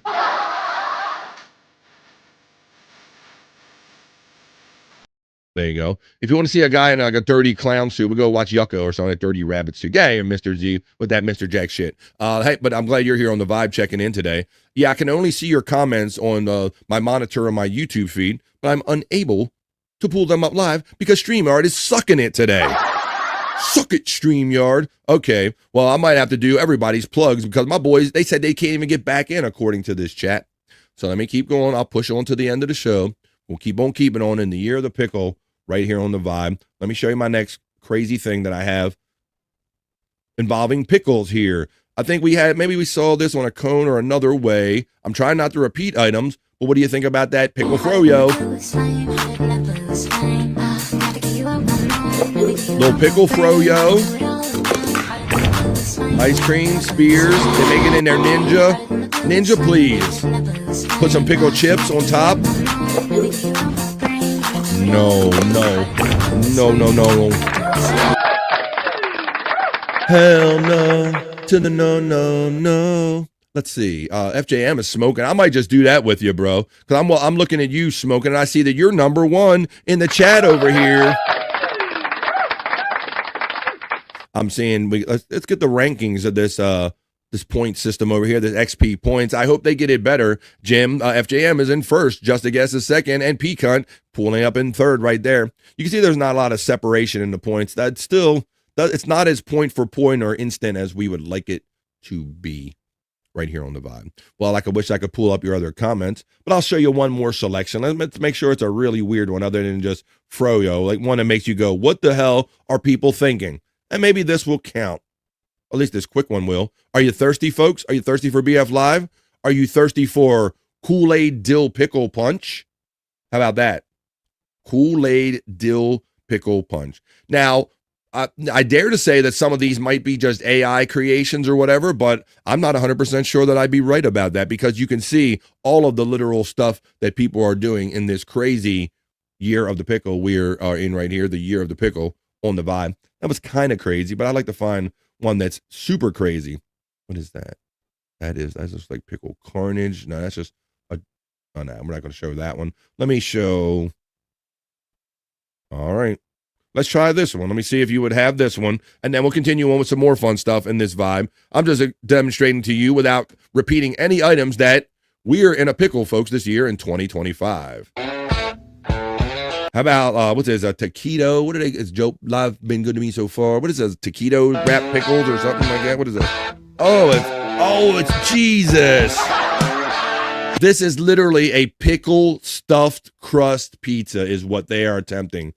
This pickle stuffed crust pizza. Watch this. They're wrapping the pickles in what like cheese or tortillas or something. Let me get that music back on for you, I guess. And then they're making a pickled stuffed crust pizza. No, we're not doing this.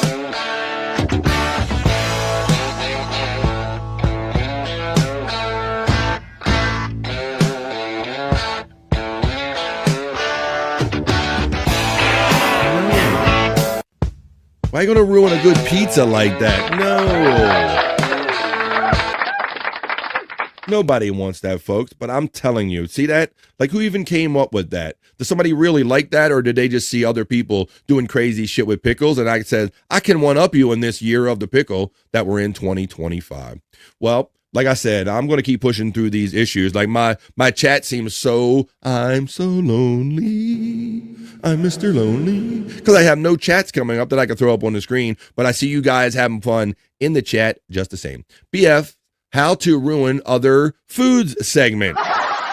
I could do that because I have a whole other segment that's not necessarily pickle related. I have all these crazy social media recipes where people are like stuffing things in crock pots and cooking like crock pot cakes and pastries and desserts and things of this nature. You understand? Widow Killer says, I can't believe I'm saying this, but pineapple on pizza doesn't look so bad now.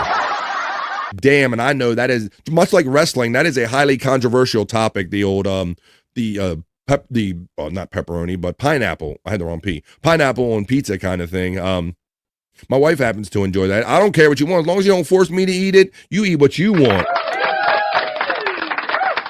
I'm never, like I said, as long as I'm not subject to it and it's not the only thing that's available to eat at an event or in a kind of a room or something like that, you do you and I'll do me, man. I don't give a fuck whatever you pay your money for. But I understand that can be a big thing, like when people go into like some of these more traditional pizza joints, and that's like sacrilege asking for that shit. And there were literally some food places that you give them money, right? And they go, no, we refuse to give you whatever combination of food you want. I'm like, man, if I'm paying money, like, what do you care? Just let the people pay their money and let them eat what the hell they want to do right now. All right, Widow Killer, I'll see you guys in there. And we're making our way to the end of the show. I got a half hour to go to try to get out of this. So let's continue on here on the vibe right here. All right, well, we can have fun doing this. And, I bet the guys won't even be upset if they miss me doing this one time. What do you say we finish up the last half hour of the show doing some of our sexy segments? And we'll go ladies first. And since my chats can't come up in real time and I can't throw them up, I'll be keeping up with your chats during this segment because it is ladies first. We are gentlemen around here. We're going to let ladies get theirs first. Ladies, it's your sexy segment is going first today. Here is your Thursday Juicy Man Meat.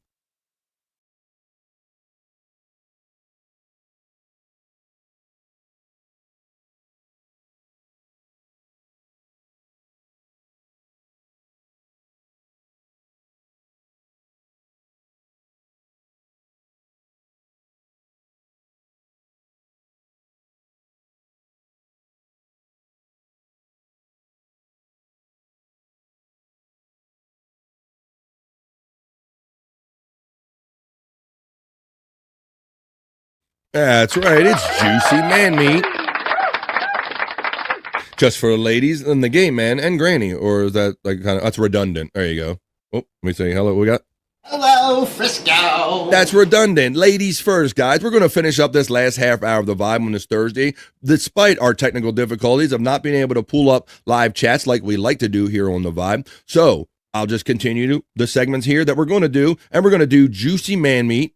This is for my ladies right here. And guys, you got to help me keep up with the ladies because I'm highly heterosexual. I got some great stuff for us in the bricked up thing, but I wouldn't be mad if you pointed something my way with some sexy ladies on it that you want to show here on BF Live, the vibe. BF Live 420 at gmail.com is where you can submit any stuff for this. And here's your first piece, ladies, because I don't want this stuff in my algorithm.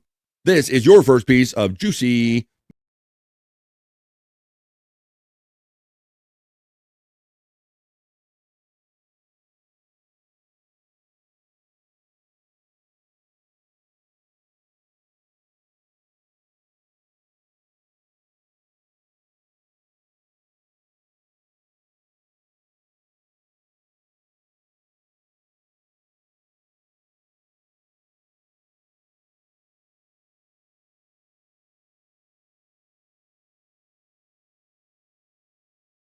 Washington is saying, BF, we are not seeing anything. But Wendy Peck says, I see it.